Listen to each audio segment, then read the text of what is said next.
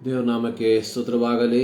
ಈ ಪರಿಶುದ್ಧ ದಿನದಲ್ಲಿ ಮತ್ತೊಂದಾವರ್ತಿ ದೇವರ ಸನ್ನಿಧಾನದಲ್ಲಿ ದೇವರನ್ನು ಆರಾಧಿಸುವುದಕ್ಕೆ, ದೇವರನ್ನು ಸ್ತುತಿಸುವುದಕ್ಕೆ ಸರ್ವಶಕ್ತನಾದ ದೇವರು ನಮ್ಮೆಲ್ಲರ ಜೀವಿತದಲ್ಲಿ ಈ ಒಂದು ಅವಕಾಶವನ್ನು ಕೊಟ್ಟಿದ್ದಕ್ಕಾಗಿ ದೇವರಿಗೆ ಕೃತಜ್ಞತೆಯನ್ನು ಸಲ್ಲಿಸುವ. ಈ ದಿನವು ಯೆಹೋವನಿಂದಲೇ ನೇಮಕವಾದದ್ದು, ಇದರಲ್ಲಿ ನಾವು ಉಲ್ಲಾಸಿಸಿ ಆನಂದಿಸುವ ಎಂಬ ದೇವರ ವಾಕ್ಯವನ್ನು ನಾವು ನೋಡುವ ಪ್ರಕಾರವಾಗಿ ಈ ಮುಂಜಾನೆಯಲ್ಲಿ ದೇವರ ಸನ್ನಿಧಾನದಲ್ಲಿ ಉಲ್ಲಾಸದಿಂದ ಆನಂದದಿಂದ ಆತನನ್ನು ನಾವು ಹಾಡಿ ಹರಸುವ. ಪ್ರಾರ್ಥನೆಯೊಂದಿಗೆ ಇಂದಿನ ಆರಾಧನೆಯನ್ನು ನಾವು ಪ್ರಾರಂಭ ಮಾಡುವ. ನಮ್ಮ ಕಣ್ಣುಗಳನ್ನು ಮುಚ್ಚಿ ಸರ್ವಶಕ್ತನಾದ ದೇವರ ಸನ್ನಿಧಾನದಲ್ಲಿ ನಾವು ಪ್ರಾರ್ಥನೆಯನ್ನು ಸಲ್ಲಿಸುವ. ಭೂಮಿ ಆಕಾಶವನ್ನು ಉಂಟು ಮಾಡಿರುವ ಪ್ರೀತಿಯ ತಂದೆಯಾದ ದೇವರೇ, ನಿಮ್ಮ ಪರಿಶುದ್ಧ ನಾಮಕ್ಕೆ ಸ್ತೋತ್ರ. ಈ ಮುಂಜಾನೆಯಲ್ಲಿ ಮತ್ತೊಂದಾವರ್ತಿ ನಿಮ್ಮ ಸನ್ನಿಧಾನಕ್ಕೆ, ನಿಮ್ಮ ಪಾದ ಪೀಠದ ಕೆಳಗೆ ನಿಮ್ಮ ಮಕ್ಕಳಾದ ನಾವು ಸೇರಿ ಬರುವಂತೆ ನಿನ್ನ ಕೃಪೆ ಮಾಡಿದ್ದಕ್ಕಾಗಿ ಸ್ತೋತ್ರ. ಈ ವಾರದ ಮೊದಲನೆಯ ದಿನದಲ್ಲಿ ಹೌದು ಕರ್ತನೇ, ನಿಮ್ಮನ್ನು ಆರಾಧಿಸುವಂತಹ, ನಿಮ್ಮನ್ನು ಸ್ತುತಿಸುವಂತಹ ಈ ಕರ್ತನ ದಿನದಲ್ಲಿ ನಾವುಗಳು ಒಟ್ಟಾಗಿ ನಿಮ್ಮನ್ನು ಆರಾಧಿಸುವಂತೆ, ಸ್ತುತಿಸುವಂತೆ ನಮ್ಮ ಜೀವಿತದಲ್ಲೂ ನೀನು ಈ ಒಂದು ಅವಕಾಶವನ್ನು ಕೊಟ್ಟಿದ್ದಕ್ಕಾಗಿ ನಾವು ವಂದನೆಯನ್ನು ಸಲ್ಲಿಸ್ತಾ ಇದ್ದೇವೆ.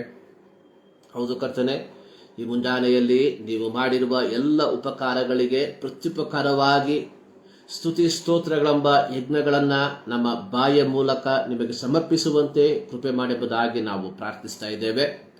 ಈ ಮುಂಜಾನೆಯಲ್ಲಿ ನಾವು ಹಾಡುವಂತಹ ಹಾಡುಗಳು, ಓದುವಂತಹ ದೇವರ ವಾಕ್ಯ, ಧ್ಯಾನಿಸುವಂತಹ ನಿಮ್ಮ ವಾಕ್ಯ ಎಲ್ಲದರ ಮೂಲಕ ದೇವರ ನಾಮ ಮಹಿಮೆ ಹೊಂದುವಂತೆ ಕೃಪೆ ಮಾಡುವುದಾಗಿ ನಾವು ಪ್ರಾರ್ಥಿಸುತ್ತೇವೆ.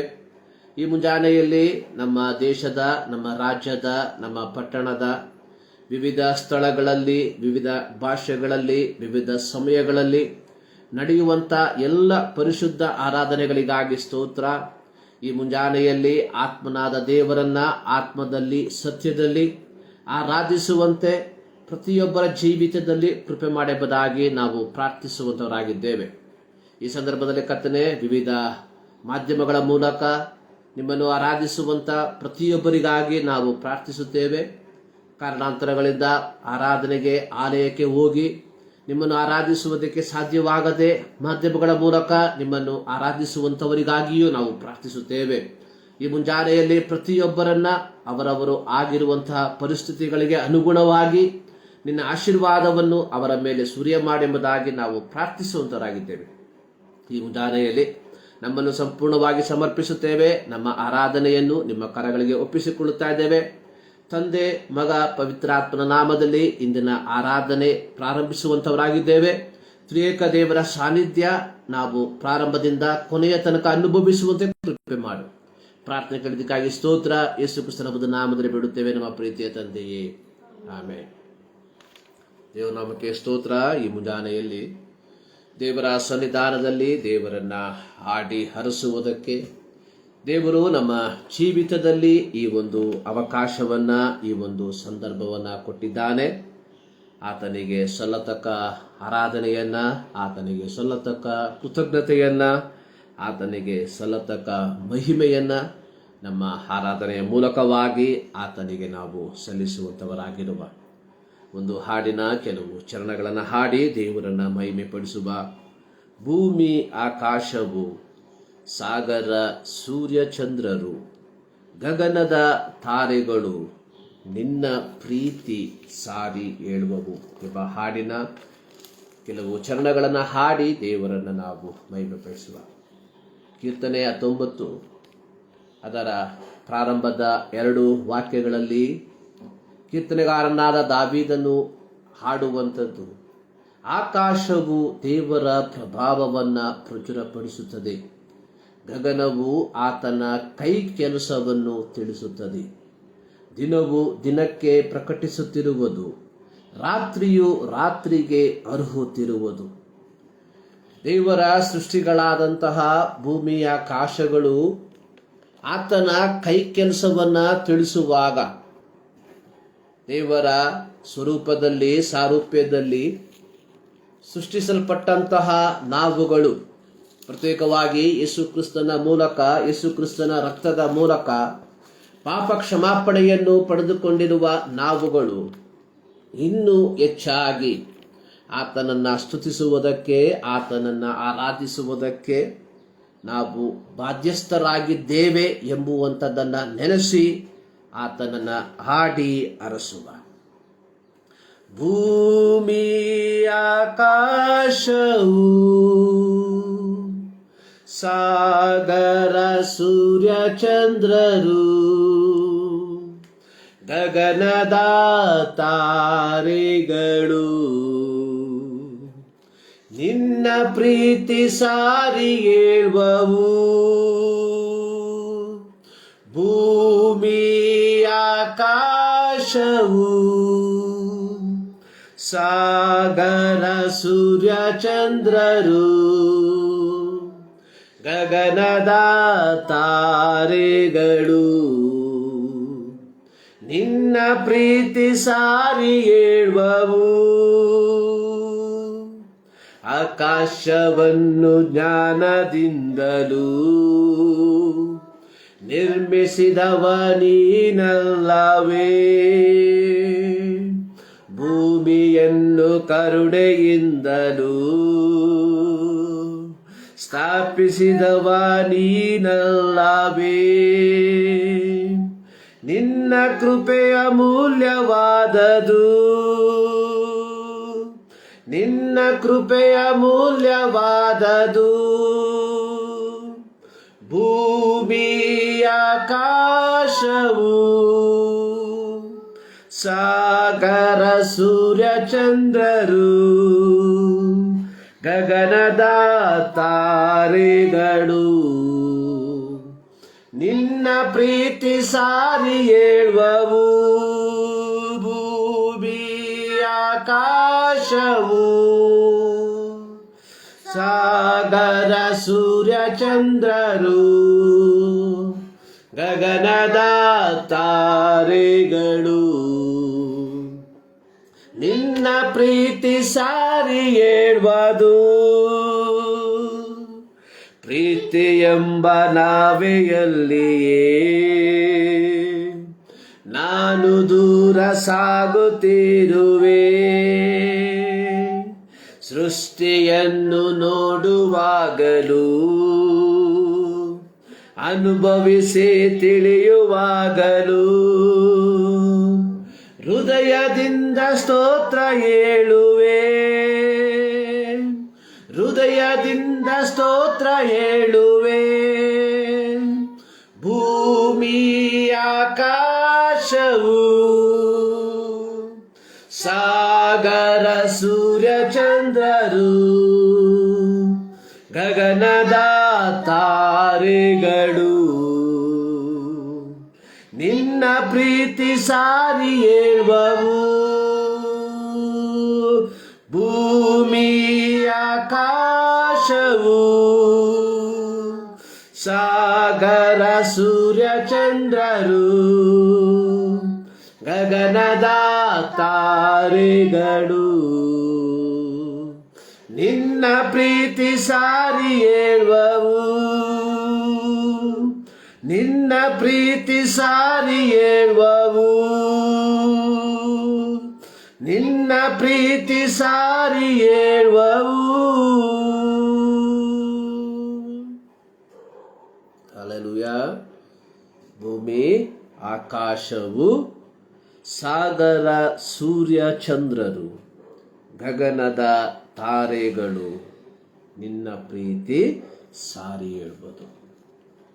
ದಾವೀದನು ಈ ಒಂದು ಕೀರ್ತನೆಯನ್ನು ಬರೆಯುವಾಗ, 19ನೇ ಕೀರ್ತನೆಯನ್ನು ಬರೆಯುವಾಗ ದೇವರ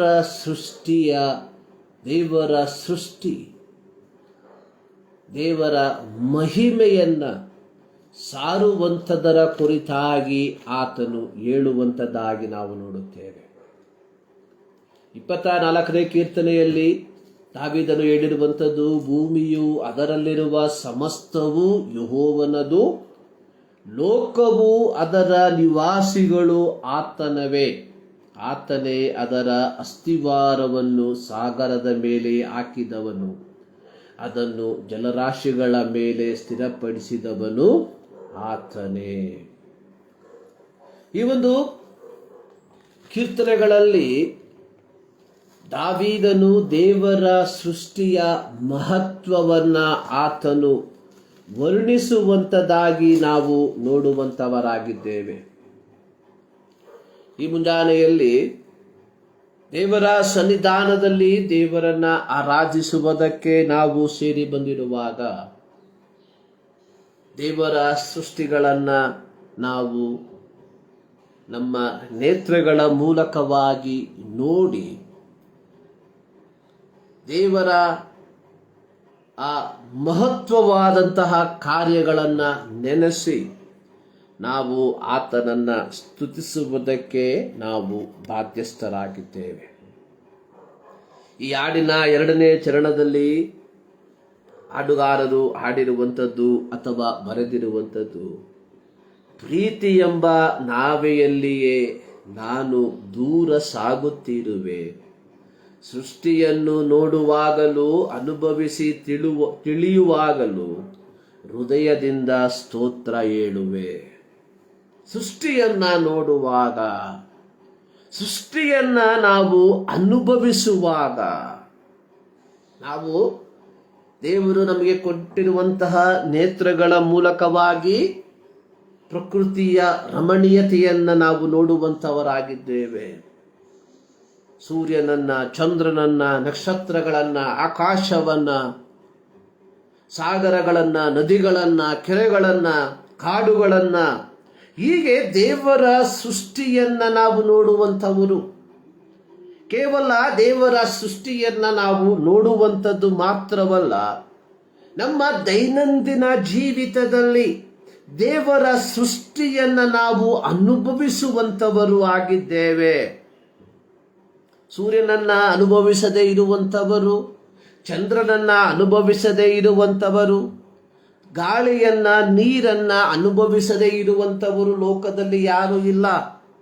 ಲೋಕದಲ್ಲಿ ಜೀವಿಸುವಂತಹ ಪ್ರತಿಯೊಬ್ಬನು ದೇವರ ಸೃಷ್ಟಿಗಳನ್ನ ತನ್ನ ದೈನಂದಿನ ಜೀವಿತದಲ್ಲಿ ಆತನು ಅನುಭವಿಸುವಂತವನಾಗಿದ್ದಾನೆ.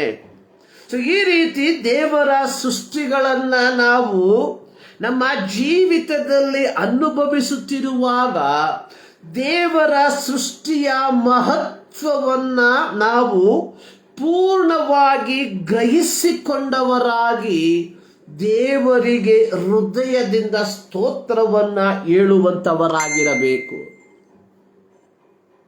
ಕೆಲವು ಸೆಕೆಂಡುಗಳ ಮಟ್ಟಿಗೆ, ಕೆಲವು ನಿಮಿಷ ಬೇಡ, ಕೆಲವು ಸೆಕೆಂಡುಗಳ ಮಟ್ಟಿಗೆ ಗಾಳಿಯು ತನ್ನ ಅರಿವನ್ನ ನಿಲ್ಲಿಸುವುದಾದರೆ ನಾವೆಲ್ಲರೂ ಮರ್ತ್ಯರಾಗಿ ಮಾರ್ಪಡುತ್ತೇವೆ. ನೋಡಿ, ಅತ್ಯಂತ ಲಘುವಾಗಿರುವಂಥದ್ದು ಗಾಳಿ ತನ್ನ ಫ್ಲೋವನ್ನ ಅಥವಾ ಅರಿವನ್ನ ಕೆಲವು ನಿಮಿಷಗಳ ಮಟ್ಟಿಗೆ, ಕೆಲವು ಸೆಕೆಂಡುಗಳ ಮಟ್ಟಿಗೆ ನಿಲ್ಲಿಸಿದರೆ we all become a dead. So we are experience God's creation. ನಾವು ದೇವರ ಸೃಷ್ಟಿಯನ್ನ ಅನುಭವಿಸುವಂತವರಾಗಿದ್ದೇವೆ. ದೇವರ ಸೃಷ್ಟಿಗಳನ್ನ ಅನುಭವಿಸುತ್ತಿರುವಂತಹ ನಾವುಗಳು ನಮ್ಮ ಹೃದಯದ ಅಂತರಾಳದಿಂದ ದೇವರಿಗೆ ಸ್ತೋತ್ರವನ್ನ ಮಾಡುವುದಕ್ಕೆ, ಸ್ತೋತ್ರವನ್ನ ಸಲ್ಲಿಸುವುದಕ್ಕೆ ನಾವು ಬಾಧ್ಯಸ್ಥರಾಗಿದ್ದೇವೆ ಎಂಬುವಂಥದ್ದನ್ನು ನಾವು ಎಂದಿಗೂ ಮರೆಯಬಾರದು. ಈ ಮುಂಜಾನೆಯಲ್ಲಿ ಸರ್ವಶಕ್ತನಾದ ದೇವರ ಸನ್ನಿಧಾನದಲ್ಲಿ ದೇವರನ್ನ ಆರಾಧಿಸುವುದಕ್ಕೆ ನಾವು ಸೇರಿ ಬಂದಿದ್ದೇವೆ. ಸೊ ಈ ಒಂದು ಹಾಡನ್ನ ಆಯ್ದುಕೊಳ್ಳುವುದಕ್ಕೆ ಒಂದು ಕಾರಣ ಅನ್ನುವಂಥದ್ದು, ಕಳೆದ ಭಾನುವಾರ ಅಂದರೆ ಪ್ರತಿ ವರ್ಷ ಜೂನ್ ತಿಂಗಳ 5ನೆಯ ಭಾನುವಾರವನ್ನು ಎನ್ವೈರನ್ಮೆಂಟಲ್ ಡೇ, ಪ್ರಕೃತಿಯ ದಿನ ಎಂಬುದಾಗಿ ಆಚರಿಸುವಂಥದ್ದನ್ನು ನಾವು ನೋಡುತ್ತೇವೆ. ಪ್ರತ್ಯೇಕವಾಗಿ ಈ ವರ್ಷ ಈ ಒಂದು ಆಚರಣೆಯ 50ನೆಯ ವರ್ಷವಾಗಿತ್ತು. ಪ್ರಕೃತಿ, ದೇವರ ಸೃಷ್ಟಿ. ಸೊ ದೇವರು ದೇವರ ಸೃಷ್ಟಿಯನ್ನ ನಾವು ದಿನಪ್ರತಿ ಅನುಭವಿಸುವಂತವರಾಗಿದ್ದೇವೆ. ಸೊ ಹೀಗಿರುವಾಗ ಪ್ರತಿಯೊಬ್ಬ ಮಾನವನ ಆದ್ಯ ಕರ್ತವ್ಯ ಅನ್ನುವಂಥದ್ದು ಈ ಸೃಷ್ಟಿಯನ್ನ ಪರಿಪಾಲಿಸುವಂಥದ್ದು ಅಥವಾ ಕಾಯುವಂಥದ್ದು ಅಥವಾ ಸಂರಕ್ಷಿಸುವಂಥದ್ದು ಆಗಿದೆ. ಪ್ರತ್ಯೇಕವಾಗಿ ಅನೇಕ ದೇವರ ಮಕ್ಕಳು ನೆನೆಸುವಂಥದ್ದು ಸೃಷ್ಟಿಗೂ ಅಂದರೆ ಈ ಪರಿಸರಕ್ಕೂ ನಮಗೂ ಯಾವ ಸಂಬಂಧವೂ ಇಲ್ಲ.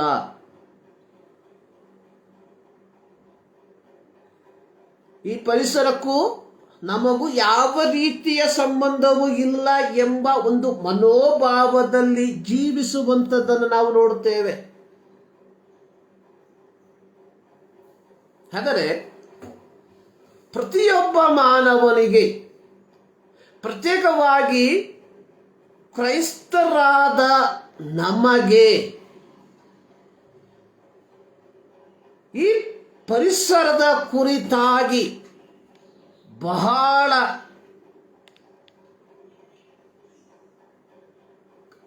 ಜಾಗೃತೆ ಇದೆ ಎಂಬುವಂಥದ್ದನ್ನು ನಾವು ಅರ್ಥೈಸಿಕೊಳ್ಳಬೇಕಾಗಿದೆ. So we have the responsibility. ಕ್ರೈಸ್ತರಾದ ನಮಗೆ ಈ ಪರಿಸರದ ಕುರಿತಾಗಿ ಕೆಲವುಗಳ ಜವಾಬ್ದಾರಿಗಳು ಇದೆ ಎಂಬುವಂಥದ್ದನ್ನು ನಾವು ಅರ್ಥ ಮಾಡಿಕೊಳ್ಬೇಕು. ಸೊ ಈ ಮುಂಜಾನೆಯಲ್ಲಿ ದೇವರ ಸನ್ನಿಧಾನಕ್ಕೆ ನಾವು ಸೇರಿ ಬಂದಿದ್ದೇವೆ. ಸೊ ಇಂದಿನ ಟಾಪಿಕ್ ಅಥವಾ ವಿಷಯ ಅನ್ನುವಂಥದ್ದು ಸೃಷ್ಟಿ ವಿಮೋಚನೆಗಾಗಿ ನರಳುತ್ತಿದೆ. The creation groans for the liberation. ವಿಮೋಚನೆ ಕ್ರೈಸ್ತರಾದ ನಮಗೆ ಅತ್ಯಂತ ಚಿರಪರಿಚಿತವಿರುವಂತಹ ಒಂದು ಪದ. ಸಾಲ್ವೇಷನ್, ರಕ್ಷಣೆ ಇತ್ಯಾದಿ ಅರ್ಥಗಳನ್ನು ಈ ವಿಮೋಚನೆ ಎಂಬ ಪದಕ್ಕೆ ನಾವು ಕಾಣ್ತೇವೆ. ಇವತ್ತು ನಮ್ಮ ವಿಷಯ ಅನ್ನುವಂಥದ್ದು ಸೃಷ್ಟಿ. ಅಂದರೆ ದೇವರು ಸೃಷ್ಟಿ ಮಾಡಿದಂತಹ ಸೃಷ್ಟಿ ವಿಮೋಚನೆಗಾಗಿ ಅಥವಾ ಒಂದು ರಕ್ಷಣೆಗಾಗಿ ನರಳುತ್ತಿದೆ ಎಂಬುದಾಗಿ. ಸೊ ಈ ಒಂದು ವಿಷಯವನ್ನು ನಾವು ನೋಡುವಾಗ ಒಬ್ಬ ವ್ಯಕ್ತಿ ರಕ್ಷಣೆಗೋಸ್ಕರವಾಗಿ ಅಥವಾ ವಿಮೋಚನೆಗೋಸ್ಕರವಾಗಿ ಆತೊರೆಯುತ್ತಿದ್ದಾನೆ ಎಂಬುದಾಗಿ ನಾವು ಹೇಳುವಾಗ ಆ ವ್ಯಕ್ತಿ ದಾಸತ್ವದಲ್ಲಿ ಅಥವಾ ಬಂಧನದಲ್ಲಿ ಅಥವಾ ಸರಪಳಿಯಲ್ಲಿ ಸಿಕ್ಕಿ ಹಾಕಿಕೊಂಡಿದ್ದಾನೆ ಎಂಬುದನ್ನು ನಾವು ಗ್ರಹಿಸಬಹುದು. ಆತ ಒಬ್ಬ ಸ್ವತಂತ್ರವಾಗಿ ಬದುಕುವುದಕ್ಕೆ ಅವನಿಗೆ ಅರ್ಹತೆ ಇದ್ದರೂ ಕೆಲವು ಕಾರಣಾಂತರಗಳಿಂದ ಅವನು ಬಂಧನದಲ್ಲಿ, ಸರಪಳಿಯಲ್ಲಿ ಅಥವಾ ಸೆರೆಮನೆಯಲ್ಲಿ ಆತನು ಹಾಕಿರುವುದರಿಂದ ಅಲ್ಲಿಂದ ಒಂದು ವಿಮೋಚನೆಯನ್ನ ಬಯಸುವಂಥದ್ದು. ಸೊ ದೇವರ ಸೃಷ್ಟಿಯ ಕುರಿತಾಗಿ ನಾವು ನೋಡುವಂತಹ ಸಂದರ್ಭದಲ್ಲಿ ಸತ್ಯವೇದ ಪ್ರಾರಂಭವಾಗುವಂಥದ್ದು ಆದಿಯಲ್ಲಿ ದೇವರು ಆಕಾಶವನ್ನ ಭೂಮಿಯನ್ನ ಉಂಟು ಮಾಡಿದ. ದೇವರ ಸೃಷ್ಟಿ ಕಾರ್ಯ ಪ್ರಾರಂಭವಾದಂಥದ್ದು ಆದಿಯಲ್ಲಿ.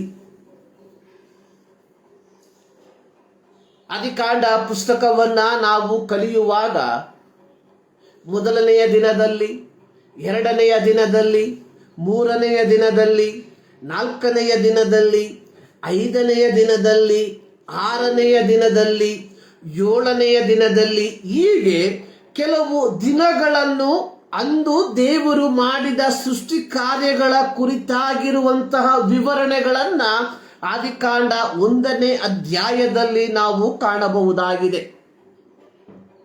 ಸತ್ಯವೇದ ಪ್ರಾರಂಭವಾಗುವಂಥದ್ದು ಆದಿಯಲ್ಲಿ ದೇವರು ಆಕಾಶವನ್ನ ಭೂಮಿಯನ್ನ ಉಂಟು ಮಾಡದ. ನಂತರವಾಗಿ 1ನೇ ದಿನದಲ್ಲಿ ದೇವರು ಬೆಳಕನ್ನ ಉಂಟು ಮಾಡದ, 2ನೇ ದಿನದಲ್ಲಿ ಆಕಾಶವನ್ನ, 3ನೇ ದಿನದಲ್ಲಿ ಭೂಮಿ, ಸಮುದ್ರ, ಗಿಡ ಮರಗಳನ್ನ, 4ನೇ ದಿನದಲ್ಲಿ ಸೂರ್ಯ, ಚಂದ್ರ, ನಕ್ಷತ್ರಗಳನ್ನ, 5ನೇ ದಿನದಲ್ಲಿ ನೀರಿನಲ್ಲಿ ಹರಿದಾಡುವ ಪ್ರಾಣಿಗಳನ್ನ, ಆಕಾಶದಲ್ಲಿ ಹಾರಾಡುವ ಪಕ್ಷಿಗಳನ್ನ, 6ನೇ ದಿನದಲ್ಲಿ ಪ್ರಾಣಿ ಸಂಕುಲಗಳನ್ನ, ಅದರೊಂದಿಗೆ ದೇವರು ತನ್ನ ಸ್ವರೂಪದಲ್ಲಿ, ತನ್ನ ಸಾರೂಪ್ಯದಲ್ಲಿ ಮನುಷ್ಯನನ್ನ ಸೃಷ್ಟಿ ಮಾಡಿದ ಎಂಬ ಒಂದು ವಿವರಣೆಯನ್ನ ಆದಿಕಾಂಡ 1ನೇ ಅಧ್ಯಾಯದಲ್ಲಿ ನಾವು ಕಾಣುತ್ತೇವೆ. ಹೀಗೆ ದೇವರ ಸೃಷ್ಟಿ ಕಾರ್ಯಗಳನ್ನ ದೇವರು ಮಾಡುವಂತಹ ಸಂದರ್ಭದಲ್ಲಿ ದೇವರು ಹೇಳುವಂತಹ ಒಂದು ಪದ ಪ್ರಯೋಗ ಆದಿಕಾಂಡ 1ನೇ ಅಧ್ಯಾಯದ ಅದರ 11ನೇ ವಾಕ್ಯ, 12ನೇ ವಾಕ್ಯ, 18ನೇ ವಾಕ್ಯ, 21ನೇ ವಾಕ್ಯ, 25ನೇ ವಾಕ್ಯದಲ್ಲಿ ರಿಪೀಟ್ ಆಗಿ ಬರೆದಿರುವಂಥದ್ದನ್ನು ನಾವು ನೋಡುತ್ತೇವೆ. ಅಲ್ಲಿ ಬರೆದಿರುವಂಥದ್ದು, ಆತನು ಅದನ್ನು ಒಳ್ಳೆದೆಂದು ನೋಡಿದನು. ಅದರ 10ನೇ ವಾಕ್ಯದ ಕೊನೆ ಭಾಗ. 12ನೇ ವಾಕ್ಯದಲ್ಲಿ ಬರೆದಿರುವಂಥದ್ದು, ದೇವರು ಅದನ್ನು ಒಳ್ಳೆದೆಂದು ನೋಡಿದನು. 18ನೇ ವಾಕ್ಯದ ಕೊನೆ ಭಾಗ, ಆತನು ಅದನ್ನು ಒಳ್ಳೆದೆಂದು ನೋಡಿದನು. 21ನೇ ವಾಕ್ಯದ ಕೊನೆ ಭಾಗ, ಆತನು ಅದನ್ನು ಒಳ್ಳೆದೆಂದು ನೋಡಿದನು. 25ನೇ ವಾಕ್ಯದ ಕೊನೆ ಭಾಗ, ಆತನು ಅದನ್ನು ಒಳ್ಳೆದೆಂದು ನೋಡಿದನು. ಅಂದರೆ ಪ್ರತಿಯೊಂದು ಸೃಷ್ಟಿಗಳನ್ನ, ಕಾರಣ 9ನೇ ವಾಕ್ಯದಲ್ಲಿ ನಾವು ನೋಡ್ತೇವೆ, ಅನಂತರ ದೇವರು ಆಕಾಶದ ಕೆಳಗಿರುವ ನೀರೆಲ್ಲ ಒಂದೇ ಸ್ಥಳದಲ್ಲಿ ಕೂಡಿಕೊಳ್ಳಲಿ, ಒಣನೆಲವು ಕಾಣಿಸಿಕೊಳ್ಳಲಿ ಅಂದನು. ಹಾಗೆಯೇ ಆಯಿತು. ದೇವರು ಒಣನೆಲಕ್ಕೆ ಭೂಮಿ ಎಂದು, ಜಲಸಮೂಹಕ್ಕೆ ಸಮುದ್ರವೆಂದು ಹೆಸರಿಟ್ಟನು. ಆತನು ಅದನ್ನು ಒಳ್ಳೆಯದೆಂದು ನೋಡಿದನು. ದೇವರು ಭೂಮಿಯನ್ನು, ಸಮುದ್ರವನ್ನು ಬೇರ್ಪಡಿಸಿ ಒಣನೆಲಕ್ಕೆ ಭೂಮಿ ಎಂದು, ಒತ್ತುಗೂಡಿದಂತಹ ನೀರಿಗೆ ಸಮುದ್ರವೆಂದು ಹೆಸರಿಟ್ಟಾಗ ಅದನ್ನು ಒಳ್ಳೆಯದೆಂದು ನೋಡಿದನು. ಎಲ್ಲವೂ ಒಳ್ಳೆಯ ರೀತಿಯಲ್ಲಿ. ಅದೇ ರೀತಿ 12ನೇ ಅಧ್ಯಾಯದಲ್ಲಿ ಎಲ್ಲ ರೀತಿಯ ಹಣ್ಣಿನ ಮರಗಳನ್ನ, ಕಾಯಿ ಪಲ್ಯಗಳನ್ನ ದೇವರು ಉಂಟು ಮಾಡಿ ಅದನ್ನು ನೋಡಿ ದೇವರು ಹೇಳ್ದ ಇದು ಒಳ್ಳೆಯದು. ಅದೇ ರೀತಿ ಸೂರ್ಯ, ಚಂದ್ರ, ನಕ್ಷತ್ರಗಳನ್ನ ಉಂಟು ಮಾಡಿ ಅದನ್ನು ನೋಡಿ ದೇವರು ಹೇಳ್ದ ಇದು ಒಳ್ಳೆಯದು. ಆಮೇಲೆ ಸಮುದ್ರದಲ್ಲಿ ಮತ್ತು ಆಕಾಶದಲ್ಲಿ ಸಕಲ ವಿಧವಾದಂತಹ ಮೀನುಗಳನ್ನ, ಪಕ್ಷಿಗಳನ್ನ ಉಂಟು ಮಾಡಿ ಅದನ್ನು ನೋಡಿ ದೇವರು ಹೇಳ್ದ ಇದು ಒಳ್ಳೆಯದು. ಕಾಡು ಮೃಗಗಳನ್ನ ಸೃಷ್ಟಿ ಮಾಡಿ ಅದನ್ನು ನೋಡಿ ದೇವರು ಹೇಳ್ದ ಇದು ಒಳ್ಳೆಯದು. ಎಲ್ಲವೂ ಒಳ್ಳೆಯದಾಗಿ ದೇವರು ಸೃಷ್ಟಿ ಮಾಡಿದ. ಹೀಗೆ ಪರಿಪೂರ್ಣತೆಯಲ್ಲಿ ಸೃಷ್ಟಿ ಮಾಡಿದಂತಹ ಈ ಸೃಷ್ಟಿ ಯಾಕೆ ವಿಮೋಚನೆಗಾಗಿ ನರಳುತ್ತಿದೆ? ಆದರೆ ದೇವರು ಒಂದು ಒಳ್ಳೆಯ ಉದ್ದೇಶಕ್ಕೋಸ್ಕರವಾಗಿ ಸೃಷ್ಟಿ ಮಾಡಿದಂತಹ ಸೃಷ್ಟಿ ಈಗ ಒಂದು ವಿಮೋಚನೆಗಾಗಿ ನರಳುತ್ತಿದೆ ಎಂಬುದಾಗಿ ಹೇಳಿರುವುದಾದರೆ, ಸೃಷ್ಟಿಯ ತದನಂತರ ಸೃಷ್ಟಿಗೆ ಒಂದು ಬಂಧನದ ಪರಿಸ್ಥಿತಿ ಉಂಟಾಗಿದೆ ಎಂಬುವಂಥದ್ದಾಗಿ ನಾವು ಗ್ರಹಿಸಬಹುದಾಗಿದೆ. ನೋಡಿ, ದೇವರು ತನ್ನ ಸೃಷ್ಟಿ ಕಾರ್ಯಗಳನ್ನೆಲ್ಲ ಮುಕ್ತಾಯಗೊಳಿಸಿ ತಾನು ಸೃಷ್ಟಿಸಿದಂತಹ ಸೃಷ್ಟಿಗಳ ಮೇಲೆ ಅಧಿಕಾರವನ್ನ ನಡೆಸುವುದಕ್ಕಾಗಿ ದೇವರು ತಮ್ಮ ಸ್ವರೂಪದಲ್ಲಿ ತಮ್ಮ ಹೋಲಿಕೆಗೆ ಸರಿಯಾಗಿ ಮನುಷ್ಯರನ್ನ ಉಂಟು ಮಾಡಿದರು. ದೇವರ ಸೃಷ್ಟಿಯನ್ನ ನಾವು ನೋಡುವಾಗ ಅದರ ಪ್ರಾರಂಭದಿಂದ 25 ವಾಕ್ಯದ ತನಕ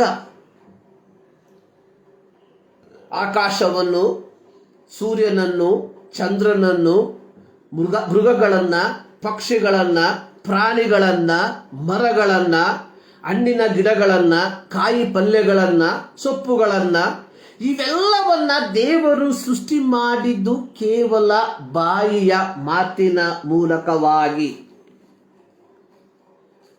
ನಾವು ಇಲ್ಲಿ ನೋಡುವಂಥದ್ದು 20ನೇ ವಾಕ್ಯದಲ್ಲಿ, ತರುವಾಯ ದೇವರು ಗುಂಪು ಗುಂಪಾಗಿ ಚಲಿಸುವ ಜಲಜಂತುಗಳು ನೀರಿನಲ್ಲಿ ತುಂಬಿಕೊಳ್ಳಲಿ, ಪಕ್ಷಿಗಳು ಭೂಮಿಯ ಮೇಲೆ ಅಂತರಿಕ್ಷದೊಳಗೆ ಹಾರಾಡಲಿ ಎಂದು ಹೇಳಿದನು. ಹೀಗೆ ದೇವರು ಮಹಾ ಜಲಚರಗಳನ್ನು, ನೀರಿನಲ್ಲಿ ತುಂಬಿರುವ ಸಕಲ ವಿಧವಾದ ಜೀವಗಳುಳ್ಳ ರೆಕ್ಕೆಗಳುಳ್ಳ ಸಕಲ ವಿಧವಾದ ಪಕ್ಷಿಗಳನ್ನು ಅವುಗಳ ಜಾತಿಗನುಸಾರವಾಗಿ ಉಂಟು ಮಾಡಿದನು. ಸೊ ಎಲ್ಲ ಸೃಷ್ಟಿಗಳನ್ನು ದೇವರು ಕೇವಲ ತನ್ನ ಬಾಯ ಮಾತಿನ ಮೂಲಕ ಆತನು ಸೃಷ್ಟಿ ಮಾಡಿದ ಎಂಬುವಂಥದ್ದನ್ನು ನಾವು ಸತ್ಯವೇದದಲ್ಲಿ ನಾವು ನೋಡುವಂಥವರಾಗಿದ್ದೇವೆ. ಆದರೆ ದೇವರು ಮನುಷ್ಯನನ್ನ ಕೇವಲ ಬಾಯಿಯ ಮಾತಿನ ಮೂಲಕವಾಗಿ ಮಾತ್ರವಲ್ಲ, ಮನುಷ್ಯನನ್ನ ದೇವರು ಒಂದು ಪ್ರತ್ಯೇಕವಾದ ರೀತಿಯಲ್ಲಿ ಆತನು ಉಂಟು ಮಾಡುವಂಥದ್ದಾಗಿ ನೋಡುತ್ತೇವೆ. 1ನೇ ಅಧ್ಯಾಯ 26ನೇ ವಾಕ್ಯದಲ್ಲಿ, ದೇವರು ನಮ್ಮ ಸ್ವರೂಪದಲ್ಲಿ ನಮ್ಮ ಹೋಲಿಕೆಗೆ ಸರಿಯಾಗಿ ಮನುಷ್ಯರನ್ನು ಉಂಟು ಮಾಡೋಣ ಎಂದು ನೆನೆಸಿ, ಅದರ 2ನೇ ಅಧ್ಯಾಯ 7ನೇ ವಾಕ್ಯದಲ್ಲಿ ಅದರ ವಿವರಣೆಯನ್ನು ಈ ರೀತಿ ಬರೆದಿರುವಂಥದ್ದಾಗಿ ನೋಡುತ್ತೇವೆ. ಯೆಹೋವ ದೇವರು ನೆಲದ ಮಣ್ಣಿನಿಂದ ಮನುಷ್ಯನನ್ನ ರೂಪಿಸಿ, ಬಾಕಿ ಎಲ್ಲ ಸೃಷ್ಟಿಗಳನ್ನ ದೇವರು ಕೇವಲ ಬಾಯಿಯ ಮಾತುಗಳ ಮೂಲಕವಾಗಿ ಉಂಟು ಮಾಡಿರುವಾಗ, ದೇವರು ಮನುಷ್ಯನನ್ನ ಕೇವಲ ಬಾಯಿಯ ಮಾತಿನ ಮೂಲಕವಾಗಿ ಅಲ್ಲ, ತನ್ನ ಹೋಲಿಕೆಗೆ ತನ್ನ ಸ್ವರೂಪದಲ್ಲಿ ಉಂಟಾಗಲಿ ಎಂಬುದಾಗಿ ಹೇಳದೆ ಅವನನ್ನು ಒಬ್ಬ ಮನುಷ್ಯನ ರೂಪದಲ್ಲಿ ರೂಪಿಸಿ, ನೆಲದ ಮಣ್ಣಿನಿಂದ ರೂಪಿಸಿ, ಅವನ ಮೂಗಿನಲ್ಲಿ ಜೀವಶ್ವಾಸವನ್ನ ಊದಿದ. ಇತರೆ ಸೃಷ್ಟಿಗಳಿಗೂ ಮನುಷ್ಯನ ಸೃಷ್ಟಿಗೂ ಅಜಗಜಾಂತರದ ವ್ಯತ್ಯಾಸವನ್ನ ಕಾಣ್ತೇವೆ. ಇತರೆ ಸೃಷ್ಟಿಗಳು ಕೇವಲ ಬಾಯಿಯ ಮಾತಿನ ಮೂಲಕವಾಗಿ ಉಂಟಾಗಿರುವುದಾದರೆ, ದೇವರು ಮನುಷ್ಯನನ್ನು ತನ್ನ ಸ್ವರೂಪದಲ್ಲಿ, ತನ್ನ ಸಾರೂಪ್ಯದಲ್ಲಿ, ತನ್ನ ಕೈಯಿಂದ ಒಂದು ರೂಪವನ್ನ ಕೊಟ್ಟು ಅದರಲ್ಲಿ ತನ್ನ ಶ್ವಾಸವನ್ನ ಊಗಿಸಿ ಅವನನ್ನು ಬದುಕಿಸುವಂತಹ ಪ್ರಾಣಿಯಾಗಿ ಮಾರ್ಪಟ್ಟ. ಹೀಗೆ ದೇವರು ಸೃಷ್ಟಿ ಮಾಡಿದಂತಹ ಪ್ರತಿಯೊಂದು ಕಾರ್ಯಗಳು ಒಂದು ಪರಿಪೂರ್ಣವಾಗಿದ್ದವು. When God created everything, it was perfect. ಆದುದರಿಂದಲೇ ಯೇಸು ದೇವರು ಹೇಳಿರುವಂಥದ್ದು, ಇಟ್ ಇಸ್ ಎ ಗುಡ್, ಇದು ಒಳ್ಳೆಯದೆಂದು ದೇವರು ನೋಡ್ದ ಎಂಬುದಾಗಿ. ಆದರೆ ಹೀಗೆ ಒಳ್ಳೆಯದಾಗಿ ದೇವರು ಸೃಷ್ಟಿ ಮಾಡಿದಂತಹ ಸೃಷ್ಟಿ ಈಗ ವಿಮೋಚನೆಗಾಗಿ ನರಳುತ್ತಿದೆ ಎಂಬುದಾಗಿ ಹೇಳುವಾಗ ವಾಟ್ ಹ್ಯಾಪನ್, ಏನಾಗಿತ್ತು? ಇದೇ ಆದಿಕಾಂಡ ಪುಸ್ತಕದಲ್ಲಿ ನಾವು ನೋಡ್ತೇವೆ. 3ನೇ ಅಧ್ಯಾಯದಲ್ಲಿ ಸರ್ವಶಕ್ತನಾದ ದೇವರು ಆದಾಮನಿಗೆ ಹೇಳುವಂತಹ ಒಂದು ಮಾತು ಮತ್ತು ಪುರುಷನಿಗೆ, ಆದಾಮನಿಗೆ, ತಿನ್ನಬಾರದೆಂದು ನಾನು ನಿನಗೆ ಆಜ್ಞಾಪಿಸಿದ ಮರದ ಫಲವನ್ನು, ಬಹಳ ಶ್ರದ್ಧೆಯಿಂದ ಗಮನ ಬಿಟ್ಟು ಕೇಳಬೇಕು. ತಿನ್ನಬಾರದೆಂದು ನಾನು ನಿನಗೆ ಆಜ್ಞಾಪಿಸಿದ ಮರದ ಫಲವನ್ನು ನೀನು ಹೆಂಡತಿ ಹೆಂಡತಿಯ ಮಾತನ್ನು ಕೇಳಿ ತಿಂದ ಕಾರಣ ನಿನ್ನ ನಿಮಿತ್ತ ಭೂಮಿಗೆ ಶಾಪ ಬಂತು. ಆದಿಕಾಂಡ 1-2 ಅಧ್ಯಾಯದಲ್ಲಿ ದೇವರು ತನ್ನ ಸೃಷ್ಟಿಯನ್ನ ಪರಿಪೂರ್ಣತೆಯಲ್ಲಿ ಒಂದು ಪರ್ಫೆಕ್ಟ್ ಆದಂತಹ ಒಂದು ಕ್ರಿಯೇಷನ್ ಅನ್ನ ಮಾಡಿರುವಾಗ, ಇದೇ ಸರ್ವಶಕ್ತನಾದ ದೇವರು ತಾನು ಸೃಷ್ಟಿ ಮಾಡಿದಂತಹ ಆದಾಮನಿಗೆ ಹೇಳುವಂಥದ್ದು, ನಿನ್ನ ನಿಮಿತ್ತ ಭೂಮಿಗೆ ಶಾಪ ಬಂತು. ಈ ಶಾಪದಿಂದ ವಿಮೋಚನೆಗಾಗಿ ಸೃಷ್ಟಿ ನರಳಾಡುತ್ತಿದೆ. ಕಾರಣ ಏನು? ದೇವರು ಆದಾಮನನ್ನ ಅವ್ವಳನ್ನ ಸೃಷ್ಟಿ ಮಾಡುವುದಕ್ಕಿಂತ ಮುಂಚಿತವಾಗಿ, ಮನುಷ್ಯನನ್ನ ಸೃಷ್ಟಿ ಮಾಡುವುದಕ್ಕಿಂತ ಮುಂಚೆ ದೇವರೇನ್ ಮಾಡ್ದ? ದೇವರು ಆದಾಮನನ್ನ ಸೃಷ್ಟಿ ಮಾಡಿ ಆದಾಮನಿಗೆ ವಾಸಿಸುವುದಕ್ಕೋಸ್ಕರವಾಗಿ ದೇವರೇನ್ ಮಾಡ್ದ? ಒಂದು ತೋಟವನ್ನ, ಒಂದು ಉದ್ಯಾನವನವನ್ನ ಉಂಟು ಮಾಡ್ದ. ಏದೇನ್ ಸೀಮೆಯಲ್ಲಿ ಒಂದು ಉದ್ಯಾನವನವನ್ನ ಉಂಟು ಮಾಡ್ದ. ಈ ಉದ್ಯಾನವನದಲ್ಲಿ ದೇವರು ನೋಟಕ್ಕೆ ರಮ್ಯವಾಗಿಯೂ, ಗಮನ ಬಿಟ್ಟು ನೋಡಬೇಕು, ನೋಟಕ್ಕೆ ರಮ್ಯವಾಗಿಯೂ ಊಟಕ್ಕೆ ಅನುಕೂಲವಾಗಿಯೂ ಇರುವ ಎಲ್ಲ ತರದ ಮರಗಳನ್ನು ಬೆಳೆಯ ಮಾಡಿದ. ಒಂದು ನೋಟಕ್ಕೆ ರಮ್ಯವಾಗಿರುವಂಥದ್ದು, 2 ಊಟಕ್ಕೆ ಅನುಕೂಲವಾಗಿರುವಂಥದ್ದು.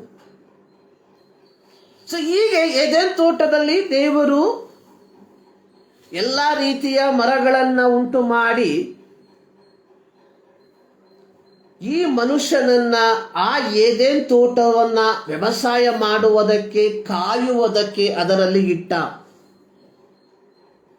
ಹೀಗೆ ಇಟ್ಟಂತಹ ಸಂದರ್ಭದಲ್ಲಿ ಯೆಹೋವನು ಈ ಮನುಷ್ಯನಿಗೆ, ಅಂದ್ರೆ ಆದಾಮನಿಗೆ ಹೇಳಿದಂಥದ್ದು 2ನೇ ಅಧ್ಯಾಯ 16ನೇ ವಾಕ್ಯ, ನೀನು ತೋಟದಲ್ಲಿರುವ ಎಲ್ಲ ಮರಗಳ ಹಣ್ಣನ್ನು ಯಥೇಚ್ಛವಾಗಿ ತಿನ್ನಬಹುದು, ಆದರೆ ಒಳ್ಳೆದರ ಕೆಟ್ಟದರ ಅರುಹನ್ನು ಹುಟ್ಟಿಸುವ ಮರದ ಹಣ್ಣನ್ನು ಮಾತ್ರ ತಿನ್ನಬಾರದು, ತಿಂದ ದಿನ ಸತ್ತೇ ಹೋಗುವಿ.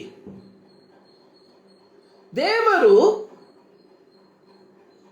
ಮನುಷ್ಯನಿಗೆ ಬೇಕಾದಂತಹ ಎಲ್ಲವನ್ನ ಆತನು ಉಂಟು ಮಾಡಿ ಅವನನ್ನ ಏದೆನ್ ತೋಟದಲ್ಲಿ ಒಂದು ಜವಾಬ್ದಾರಿಯೊಂದಿಗೆ ಹಾಕಿದ್ದಾಗ ದೇವರು ಅವನಿಗೆ ಒಂದು ಆಜ್ಞೆಯನ್ನ, ಒಂದು ಕಂಡೀಷನ್ ಅನ್ನ ಕೊಡುವಂತದಾಗಿ ನೋಡುತ್ತೇವೆ. ಕಂಡೀಷನ್ ಅನ್ನುವಂಥದ್ದು ನಾವು ಪ್ರಾರಂಭದಲ್ಲಿ ನೋಡಿದ್ವಿ. ಊಟಕ್ಕೆ ಅನುಕೂಲವಾಗಿರುವ ಎಲ್ಲ ತರದ ಹಣ್ಣುಗಳು, ಎಲ್ಲ ತರದ ಮರಗಳು, ಅದೇ ರೀತಿ ನೋಟಕ್ಕೆ ರಮ್ಯವಾಗಿರುವಂಥದ್ದು. ಯೆಹೋವ ದೇವರು ಹೇಳಿರುವಂಥದ್ದು, ಊಟಕ್ಕೆ ಅನುಕೂಲವಾಗಿರುವ ಎಲ್ಲಾ ತರದ ಹಣ್ಣುಗಳನ್ನ ನೀನು ತಿನ್ನಬಹುದು, ಯಥೇಚ್ಛಾಗಿ ತಿನ್ನಬಹುದು, ಆದರೆ ಒಳ್ಳೆದರ ಕೆಟ್ಟದರ ಅರುವನ್ನು ಹುಟ್ಟಿಸುವ ಮರದ ಹಣ್ಣನ್ನು ಮಾತ್ರ ನೀನು ತಿನ್ನಬಾರದು, ತೋಟದಲ್ಲಿರುವ ತಿನ್ನಬಾರದು, ಒಂದು ಆಜ್ಞೆಯನ್ನ ಕೊಟ್ಟ. ಆದರೆ ತದನಂತರವಾಗಿ ಏನಾಯ್ತು? 3ನೇ ಅಧ್ಯಾಯದಲ್ಲಿ ನಾವು ನೋಡುವಂತಹ ಸಂದರ್ಭದಲ್ಲಿ ದೇವರ ಸೃಷ್ಟಿಯಾದಂತಹ ಸರ್ಪ, ದೇವರು ಆದಾಮನಿಗೆ ಸಹಕಾರಿಯಾಗಿ ನಿರ್ಮಿಸಿದ ಅವ್ವಳ ಬಳಿಗೆ ಬಂದು ಒಂದು ಪ್ರಶ್ನೆಯನ್ನ ಕೇಳ್ತಾನೆ. ತೋಟದಲ್ಲಿರುವ ಮರದ ಹಣ್ಣುಗಳನ್ನು ನೀವು ತಿನ್ನಬಾರದೆಂದು ದೇವರು ಅಪ್ಪಣೆ ಕೊಟ್ಟಿರುವುದು ನಿಜವೋ? ಆಗ ಅವಳು ಹೇಳ್ತಾರೆ, ತೋಟದ ಮಧ್ಯದಲ್ಲಿರುವ ಈ ಮರದ ಈ ಮರದ ಫಲದ ವಿಷಯವಾಗಿ ಇದನ್ನು ತಿನ್ನಲು ಕೂಡದು, ಮುಟ್ಟಲು ಕೂಡದು, ತಿಂದರೆ ಸಾಯುವಿರಿ ಎಂದು ದೇವರು ಹೇಳಿದ್ದಾನೆ ಅಂದನು. ಆಗ ಸರ್ಪ ಸ್ತ್ರೀಗೆ, ನೀವು ಹೇಗೋ ಸಾಯುವುದಿಲ್ಲ, ನೀವು ಇದರ ಹಣ್ಣನ್ನು ತಿಂದಾಗಲೇ ನಿಮ್ಮ ಕಣ್ಣುಗಳು ತೆರೆಯುವವು, ನೀವು ದೇವರಂತೆ ಆಗಿ ಒಳ್ಳೆದರ ಕೆಟ್ಟದರ ಭೇದವನ್ನು ಅರಿತವರಾಗುವಿರಿ, ಇದು ದೇವರಿಗೆ ಚೆನ್ನಾಗಿ ಗೊತ್ತುಂಟು ಅಂದೆತು. ಆಗ ಸ್ತ್ರೀಯು ಆ ಮರದ ಹಣ್ಣು ತಿನ್ನುವುದಕ್ಕೆ ಉತ್ತಮವಾಗಿಯೂ ನೋಡುವುದಕ್ಕೆ ರಮ್ಯವಾಗಿಯೂ. ದೇವರು ಏದೆನ್ ತೋಟದಲ್ಲಿ ಹಣ್ಣಿನ ಮರಗಳನ್ನು ಉಂಟು ಮಾಡುವಾಗ ಅಲ್ಲಿ ಬರೆಯಲ್ಪಟ್ಟಿರುವಂಥದ್ದು ನೋಟಕ್ಕೆ ರಮ್ಯವಾಗಿ ಇರುವಂತಹ ಮರ, ಆಹಾರಕ್ಕೆ ಅನುಕೂಲವಾಗಿರುವಂತಹ ಮರ. ಇಲ್ಲಿ ದೇವರ ಸೃಷ್ಟಿಯಾದಂತಹ ಮನುಷ್ಯ ದೇವರ ಮಾತಿಗೆ ಅವಿಧೇಯನಾದದ್ದರ ಫಲವಾಗಿ ದೇವರ ಪರಿಪೂರ್ಣ ಸೃಷ್ಟಿಯಾದಂತಹ ಸೃಷ್ಟಿಯಲ್ಲಿ ಶಾಪವು ಬಂದು ವಾಸಿಸಿತು. ಇದರ ಅನಂತರ ಫಲ ಏನಾಗಿದೆ? ಇದೇ 18ನೇ ವಾಕ್ಯದಲ್ಲಿ ನಾವು ನೋಡ್ತೇವೆ. ಈ ಭೂಮಿಯಲ್ಲಿ ಮುಳ್ಳು ಗಿಡಗಳು, ಕಳೆಗಳು ಬಹಳವಾಗಿ ಹುಟ್ಟುವವು.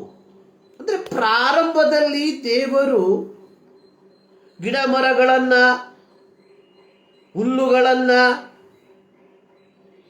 ಸೃಷ್ಟಿ ಮಾಡುವಂತಹ ಸಂದರ್ಭದಲ್ಲಿ ಎಲ್ಲಿಯೂ ಮುಳ್ಳುಗಳಾಗಲಿ ಕಳೆಗಳಾಗಲಿ ಉಂಟಾಗಲಿ ಎಂಬುದಾಗಿ ಹೇಳಿರುವಂಥದ್ದನ್ನು ನಾವು ಕಾಣೋದಿಲ್ಲ. ಅಂದ್ರೆ ಪರಿಪೂರ್ಣತೆಯಲ್ಲಿ ದೇವರು ತನ್ನ ಸೃಷ್ಟಿ ಮಾಡ್ದ. ಆದರೆ ಮನುಷ್ಯ ಯೆಹೋವನ ಮಾತಿಗೆ ಅವಿಧೇಯನಾದದ್ದರ ಫಲವಾಗಿ ಭೂಮಿಗೆ ಶಾಪ ಬಂದದ್ದರ ಫಲವಾಗಿ ಕಳೆಗಳು ಮತ್ತು ಮುಳ್ಳು ಗಿಡಗಳು ಬಹಳವಾಗಿ ಹುಟ್ಟುವವು ಎಂಬುದಾಗಿ ದೇವರು ಹೇಳುವಂಥದ್ದಾಗಿ ನೋಡುತ್ತೇವೆ. ಸೊ ಹೀಗೆ ಪರಿಪೂರ್ಣತೆಯಲ್ಲಿ ದೇವರು ಸೃಷ್ಟಿ ಮಾಡಿದಂತಹ ಸೃಷ್ಟಿ ಮನುಷ್ಯನ ಅವಿಧೇಯತ್ವದ ಮೂಲಕ ತನ್ನ ಪರಿಪೂರ್ಣತೆಯನ್ನ ಕಳೆದುಕೊಂಡು ಈಗ ಒಂದು ಪರಿಪೂರ್ಣವಾದ ವಿಮೋಚನೆಗಾಗಿ ಅದು ನರಳುತ್ತಿದೆ ಎಂಬುವಂಥದ್ದನ್ನ ನಾವು ಅರ್ಥ ಮಾಡಿಕೊಳ್ಳಬೇಕಾಗಿದೆ. ಪ್ರತ್ಯೇಕವಾಗಿ ಯೆಸ್ಕೇಲನ ಪ್ರವಾದನ ಗ್ರಂಥ 36ನೇ ಅಧ್ಯಾಯದ 24ರಿಂದ ವಾಕ್ಯಗಳನ್ನು ನಾವು ನೋಡುವಂತಹ ಸಂದರ್ಭದಲ್ಲಿ ಇಸ್ರಾಯೇಲ್ ಮಕ್ಕಳು ತಮ್ಮದಲ್ಲದ ದೇಶದಲ್ಲಿ ಪ್ರವಾಸಿಗಳಾಗಿ ವಾಸಿಸುತ್ತಿರುವಂತಹ ಒಂದು ಪರಿಸ್ಥಿತಿ. ದೇವರು ಅಬ್ರಹಾಮನಿಗೆ ಇಸಾಕನಿಗೆ ವಾಗ್ದಾನವಾಗಿ ಕೊಟ್ಟಂತಹ ಕಾನಾನ್ ದೇಶ ಬರುಡಾಗಿ ಹೋಗಿರುವಂತಹ ಒಂದು ಪರಿಸ್ಥಿತಿ. ಸೊ ದೇವರು ಇಸ್ರಾಯೇಲ್ ಮಕ್ಕಳಿಗೆ ವಾಗ್ದಾನ ದೇಶವನ್ನ, ಕಾನಾನ್ ದೇಶವನ್ನ ಕೊಟ್ಟಂಥದ್ದು ಅವರು ಅದರಲ್ಲಿ ವಾಸಿಸಿ ಅದರಲ್ಲಿರುವಂತಹ ಮೇಲುಗಳನ್ನು ಅನುಭವಿಸಬೇಕು ಎಂಬ ಉದ್ದೇಶದಿಂದ. ಆದರೆ ಇಸ್ರಾಯೇಲ್ ಮಕ್ಕಳು ಯೆಹೋವನಿಗೆ ವಿರೋಧವಾಗಿ ಪಾಪ ಮಾಡಿದ್ದರ ಫಲವಾಗಿ ಮೇಲುಗಳಿಗೆ ಬದಲಾಗಿ ಅವರು ಶಾಪಗಳನ್ನು ಅನುಭವಿಸಬೇಕಾಗಿ ಬಂದಿತ್ತು ಎಂಬುವಂಥದ್ದನ್ನು ನಾವು ವಿಮೋಚನಾ ಧರ್ಮೋಪದೇಶ ಕಾಂಡ ಪುಸ್ತಕದಲ್ಲಿ ನಾವು ನೋಡುವಂಥವರಾಗಿದ್ದೇವೆ. ಇಲ್ಲಿ ಇಸ್ರಾಯೇಲ್ ಮಕ್ಕಳು ತಮ್ಮದಲ್ಲದ ದೇಶದಲ್ಲಿ ಪ್ರವಾಸಿಗಳಾಗಿ ವಾಸ ಮಾಡುವಂತಹ ಒಂದು ಸಂದರ್ಭ. ಆದರೆ ಯೆಹೋವ ದೇವರು ಇಸ್ರಾಯೇಲರನ್ನು ಅವರ ಪಾಪಗಳಿಗೆ ಅನುಗುಣವಾಗಿ ಶಿಕ್ಷಿಸಿ ಅವರನ್ನು ಪುನಃ ಇಸ್ರಾಯೇಲ್ ದೇಶಕ್ಕೆ ಅವರನ್ನು ಮರುಸ್ಥಾಪಿಸುವಂಥದರ ಕುರಿತಾಗಿ ಪ್ರವಾದಿಯಾದ ಯೆಹೆಜ್ಕೇಲನ ಮೂಲಕ ಇಸ್ರಾಯೇಲರಿಗೆ ತಿಳಿಸುವಂಥದ್ದನ್ನು ನಾವು ನೋಡುತ್ತೇವೆ. ಅದರ 24ನೇ ವಾಕ್ಯದಲ್ಲಿ ಯೆಹೋವನ ನುಡಿ, ನಾನು ನಿಮ್ಮನ್ನು ಜನಾಂಗಗಳೊಳಗಿಂದ ಬಿಡಿಸಿ ಸಕಲ ದೇಶಗಳಿಂದ ಒಟ್ಟುಗೂಡಿಸಿ ಸ್ವದೇಶಕ್ಕೆ ಬರಮಾಡುವೆನು.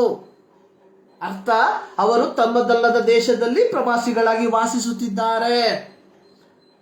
ತಮ್ಮ ಪಾಪದ ಫಲಗಳನ್ನು ಅವರು ಅನುಭವಿಸ್ತಾ ಇದ್ದಾರೆ. ತಮ್ಮ ಪಾಪದ ಫಲಗಳನ್ನು ಅನುಭವಿಸಿದ ನಂತರವಾಗಿ ಸರ್ವಶಕ್ತನಾದ ದೇವರು ಅಬ್ರಹಾಮನಿಗೆ ವಾಗ್ದಾನ ಮಾಡಿದ ಪ್ರಕಾರವಾಗಿ ಅಬ್ರಹಾಮನಿಗೆ ಮಾಡಿದ ವಾಗ್ದಾನವನ್ನು ನೆನೆಸಿ ಇಸ್ರಾಯೇಲರನ್ನ ಏನ್ ಮಾಡ್ತಾನೆ? ತಿರುಗಿ ಸ್ವದೇಶಕ್ಕೆ ಬರಮಾಡ್ತಾನೆ. ಹೀಗೆ ಬರಮಾಡುವುದಕ್ಕಿಂತ ಮುಂಚಿತವಾಗಿ ಯೆಹೋವನು ಹೇಳುವಂಥದ್ದು, ನಾನು ನಿಮ್ಮನ್ನು ಶುದ್ಧಿಪಡಿಸುವೆನು, ನಾನು ನಿಮ್ಮನ್ನು ನಿರ್ಮಲಪಡಿಸುವೆನು, ನಿಮ್ಮನ್ನು ಶುದ್ಧಿ ಮಾಡುವೆನು, ಸಕಲ ವಿಧವಾದ ಹೊಲಸಿನಿಂದ ನಿಮ್ಮನ್ನು ಶುದ್ಧಿ ಮಾಡುವೆನು, ನಿಮಗೆ ಹೊಸ ಮನಸ್ಸನ್ನು ಕೊಡುವೆನು, ನಿಮ್ಮ ಕಲ್ಲಾದ ಹೃದಯವನ್ನು ತೆಗೆದು ಮಾಂಸದ ಹೃದಯವನ್ನು, ಮೃದುವಾದ ಹೃದಯವನ್ನು ನಿಮಗೆ ಕೊಡುವೆನು, ನನ್ನ ಆತ್ಮವನ್ನು ನಿಮ್ಮಲ್ಲಿ ಉದುಗಿಸುವೆನು, ದಯಪಾಲಿಸುವೆನು, ಅನುಗ್ರಹಿಸುವೆನು, ನೀವು ನನ್ನ ನಿಯಮಗಳನ್ನು ಅನುಸರಿಸುವಂತೆ ಮಾಡುವೆನು ಎಂಬ ವಾಗ್ದಾನಗಳನ್ನು ಕೊಡುವಂತದ್ದಾಗಿ ನೋಡುತ್ತೇವೆ. ಅದರ 28ನೇ ವಾಕ್ಯದಲ್ಲಿ ನಾವು ನೋಡ್ತೇವೆ, ನೀವು ನನಗೆ ಪ್ರಜೆಗಳಾಗಿರುವಿರಿ, ನಾನು ನಿಮಗೆ ದೇವರಾಗಿರುವೆನು. ಇದು ದೇವರು ಇಸ್ರಾಯೇಲರಿಗೆ ಕೊಡುವಂತಹ ಒಂದು ವಾಗ್ದಾನ.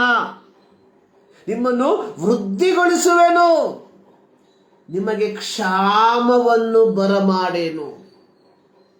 ಸೊ ಪ್ರಾರಂಭದಲ್ಲಿ ದೇವರು ಹೇಳಿರುವಂಥದ್ದು, ನೀವು ನನ್ನ ಆಜ್ಞೆಗಳಿಗೆ ಅವಿಧೇಯರಾಗಿ ಹೋಗುವುದಾದರೆ ನಾನು ಕ್ಷಾಮವನ್ನು ಬರಮಾಡ್ತೇನೆ, ಶತ್ರುಗಳು ನಿಮ್ಮ ಮೇಲೆ ದೊರೆತನ ಮಾಡುವಂತೆ ಮಾಡ್ತೇನೆ. ಸೊ ಇವೆಲ್ಲವನ್ನು ಅನುಭವಿಸಿದ ನಂತರವಾಗಿ ದೇವರು ಹೇಳುವಂಥದ್ದು, ನಾನು ನಿಮ್ಮನ್ನು ತಿರುಗಿ ಬರಮಾಡ್ತೇನೆ, ಬರಮಾಡಿದ ನಂತರವಾಗಿ ನಿಮ್ಮನ್ನು ಆಶೀರ್ವಾದ ಮಾಡ್ತೇನೆ, ನಿಮ್ಮನ್ನು ವೃದ್ಧಿಗೊಳಿಸ್ತೇನೆ, ನಿಮಗೆ ಕ್ಷಾಮವನ್ನು ಇನ್ನೂ ಬರಮಾಡೇನು, ನೀವು ಕ್ಷಾಮ ದೇಶದವರೆಂದು ಜನಾಂಗಗಳು ನಿಮ್ಮನ್ನು ನಿಂದಿಸದಂತೆ ನಾನು ಮರದ ಹಣ್ಣನ್ನು ಹೊಲದ ಬೆಳೆಯನ್ನು ಹೆಚ್ಚಿಸುವೆನು. ಇಲ್ಲಿ ದೇವರು ಇಸ್ರಾಯೇಲರಿಗೆ, ದೇವರು ವಾಗ್ದಾನ ಮಾಡಿದಂಥ ಕಾನಾನ್ ದೇಶದಲ್ಲಿ ವಾಸಿಸುವಂಥ ಇಸ್ರಾಯೇಲರಿಗೆ ಒಂದು ವಿಧದಲ್ಲಿರುವಂಥ ಆಶೀರ್ವಾದಗಳನ್ನು ಪುನಃ ಕೊಡುವಂಥದ್ದಾಗಿ ನಾವು ನೋಡುವಂಥವರಾಗಿದ್ದೇವೆ. ಅಂದರೆ ದೇವರ ಮಕ್ಕಳ ಅವಿಧೇಯತ್ವ ದೇವರ ಸೃಷ್ಟಿಗಳ ಮೇಲೂ ಸಹ ಅದು ಕಾರ್ಯವನ್ನ ಮಾಡುತ್ತದೆ ಎಂಬುವಂಥದ್ದನ್ನು ನಾವುಗಳು ಮರಿಬಾರದು. ಅಪೊಸ್ತಲನಾದ ಪೌಲನು ರೋಮಾಪುರದಲ್ಲಿರುವ ವಿಶ್ವಾಸಿಗಳಿಗೆ ಬರೆಯುವ ರೋಮಪತ್ರಿಕೆ 8ನೇ ಅಧ್ಯಾಯ ಅದರ 18ರಿಂದ 25 ವಾಕ್ಯದಲ್ಲಿ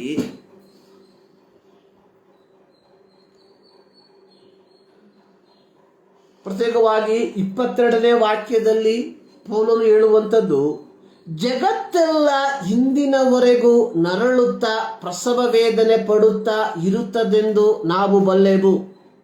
ಇದು ಮಾತ್ರವಲ್ಲದೆ ಪ್ರಥಮ ಫಲವಾಗಿರುವ ಪವಿತ್ರಾತ್ಮ ವರವನ್ನು ಹೊಂದಿದ ನಾವಾದರೂ ದೇವಪುತ್ರರ ಪದವಿಯನ್ನು, ಅಂದರೆ ದೇಹಕ್ಕೆ ಬರಬೇಕಾದ ವಿಮೋಚನೆಯನ್ನು ಎದುರು ನೋಡುತ್ತಾ ನಮ್ಮೊಳಗೆ ನರಳುತ್ತೇವೆ.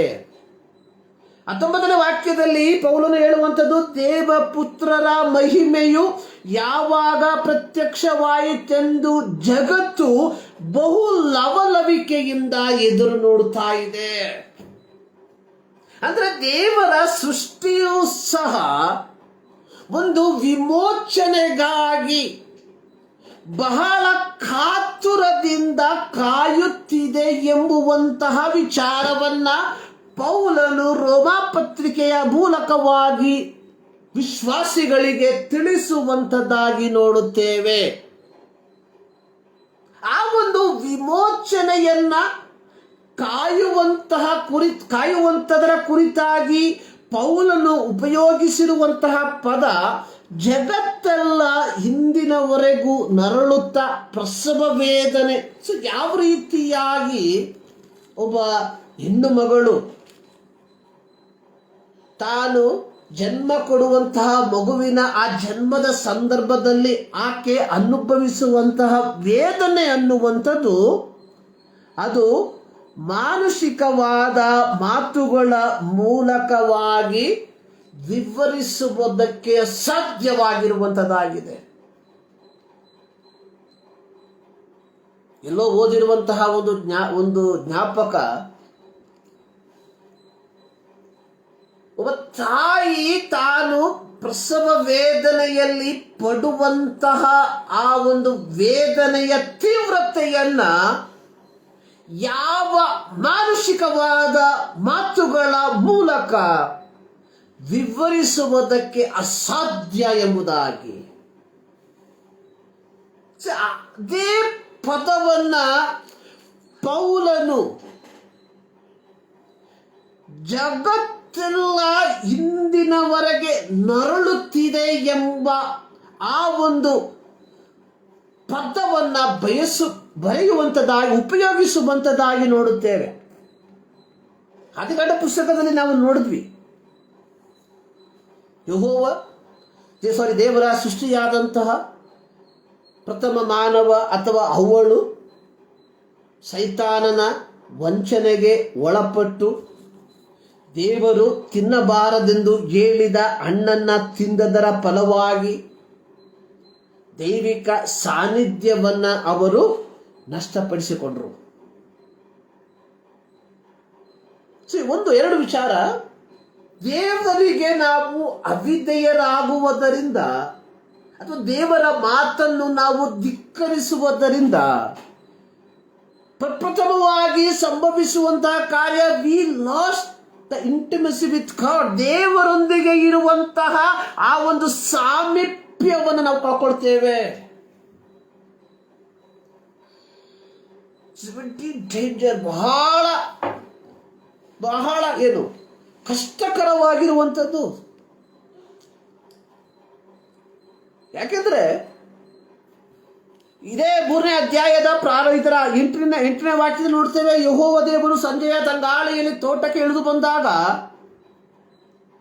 ದೇವರ ಸಾಮೀಪ್ಯವನ್ನ ನಷ್ಟಪಡಿಸಿಕೊಂಡಂತಹ ಆದಾಮನು ಅವ್ವಳು ದೇವರನ್ನ ಮುಖಾಮುಖಿಯಾಗಿ ನೋಡುವುದಕ್ಕೆ ಸಾಧ್ಯವಾಗದೆ ದೇವರಿಂದ ದೂರ ಹೋಗುವಂಥದ್ದನ್ನು ನೋಡ್ತಾ ಇದ್ದೇವೆ.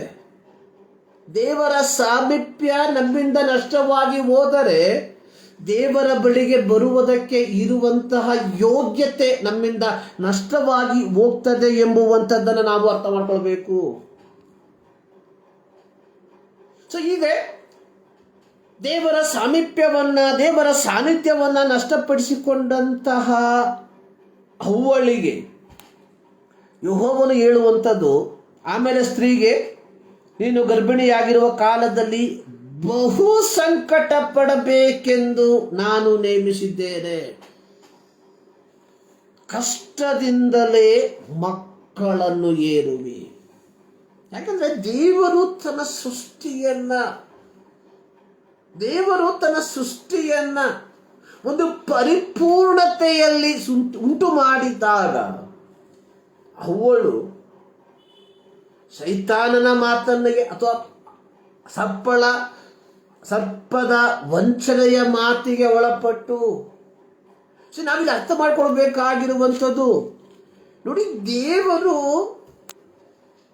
ಏದೇನ್ ತೋಟದಲ್ಲಿ ಮನುಷ್ಯನಿಗೆ ಬೇಕಾದದ್ದೆಲ್ಲವನ್ನ ಉಂಟು ಮಾಡಿಕೊಟ್ಟ. ಕೇವಲ ಒಂದೇ ಹಣ್ಣಿನ ಮರವಲ್ಲ, ವಿವಿಧ ಜಾತಿಯ ಹಣ್ಣಿನ ಮರಗಳನ್ನ ದೇವರು ಉಂಟು ಮಾಡಿಕೊಟ್ಟಿದ್ದ, ಸೃಷ್ಟಿ ಮಾಡಿಕೊಟ್ಟಿದ್ದ. ಅದು ಮಾತ್ರವಲ್ಲ, ಈ ಏದೇನ್ ತೋಟದಲ್ಲಿ ಒಂದು ನದಿ ಹುಟ್ಟಿ ಅದು 4 ಶಾಖೆಗಳಾಗಿ ಹರಿಯುವಂಥದ್ದನ್ನು ನೋಡ್ತೇವೆ. ಮೊದಲನೇ ನದಿಯ ಹೆಸರು ಪಿಶೋನ್, ಅದು ಬಂಗಾರ ದೊರಕುವ ಅವಿಲ ದೇಶವನ್ನೆಲ್ಲ ಸುತ್ತುವುದು. ಆ ದೇಶದ ಬಂಗಾರವು ಶ್ರೇಷ್ಠವಾದದ್ದು, ಲೆಕ್ಕ ಮಾಡಿ. ಅಲ್ಲಿ ಬದುಲುಕ, ಧೂಪವು, ಗೋಮಧಿಕ ರತ್ನವು ಸಿಕ್ಕುತ್ತದೆ. 2ನೇ ನದಿಯ ಹೆಸರು ಗಿಹೋನ್, ಅದು ಕೂಶ್ ದೇಶವನ್ನ ಸುತ್ತುವುದು. 3ನೇ ನದಿಯ ಹೆಸರು ಇತ್ಕಲ್, ಅದು ಅಶ್ಶೂರ್ ದೇಶದ ಮುಂದೆ ಹರಿಯುವುದು. 4ನೇ ನದಿ ಇದು ಯುಪ್ರಟಿಸ್ ನದಿ. ದೇವರ ಸೃಷ್ಟಿಯಲ್ಲಿ ಆ ನದಿ ಹರಿಯುವಂತಹ ಸ್ಥಳಗಳಲ್ಲಿ ದೊರಕುವಂತಹ ವಸ್ತುಗಳು ಸಹ ಶ್ರೇಷ್ಠವಾಗಿದ್ದವು ಎಂಬುದಾಗಿ ನಾವು ನೋಡ್ತೇವೆ. ಅಂತ ಪರಿಪೂರ್ಣತೆಯಲ್ಲಿ ದೇವರು ಸೃಷ್ಟಿ ಮಾಡಿದಂತಹ ಸೃಷ್ಟಿ ಅವಳ ಅವಿಧೇಯತ್ವದ ಮೂಲಕ ಅದು ಶಾಪಕ್ಕೆ ಕಾರಣವಾಗಿ ಮಾರ್ಪಟ್ಟಿತು.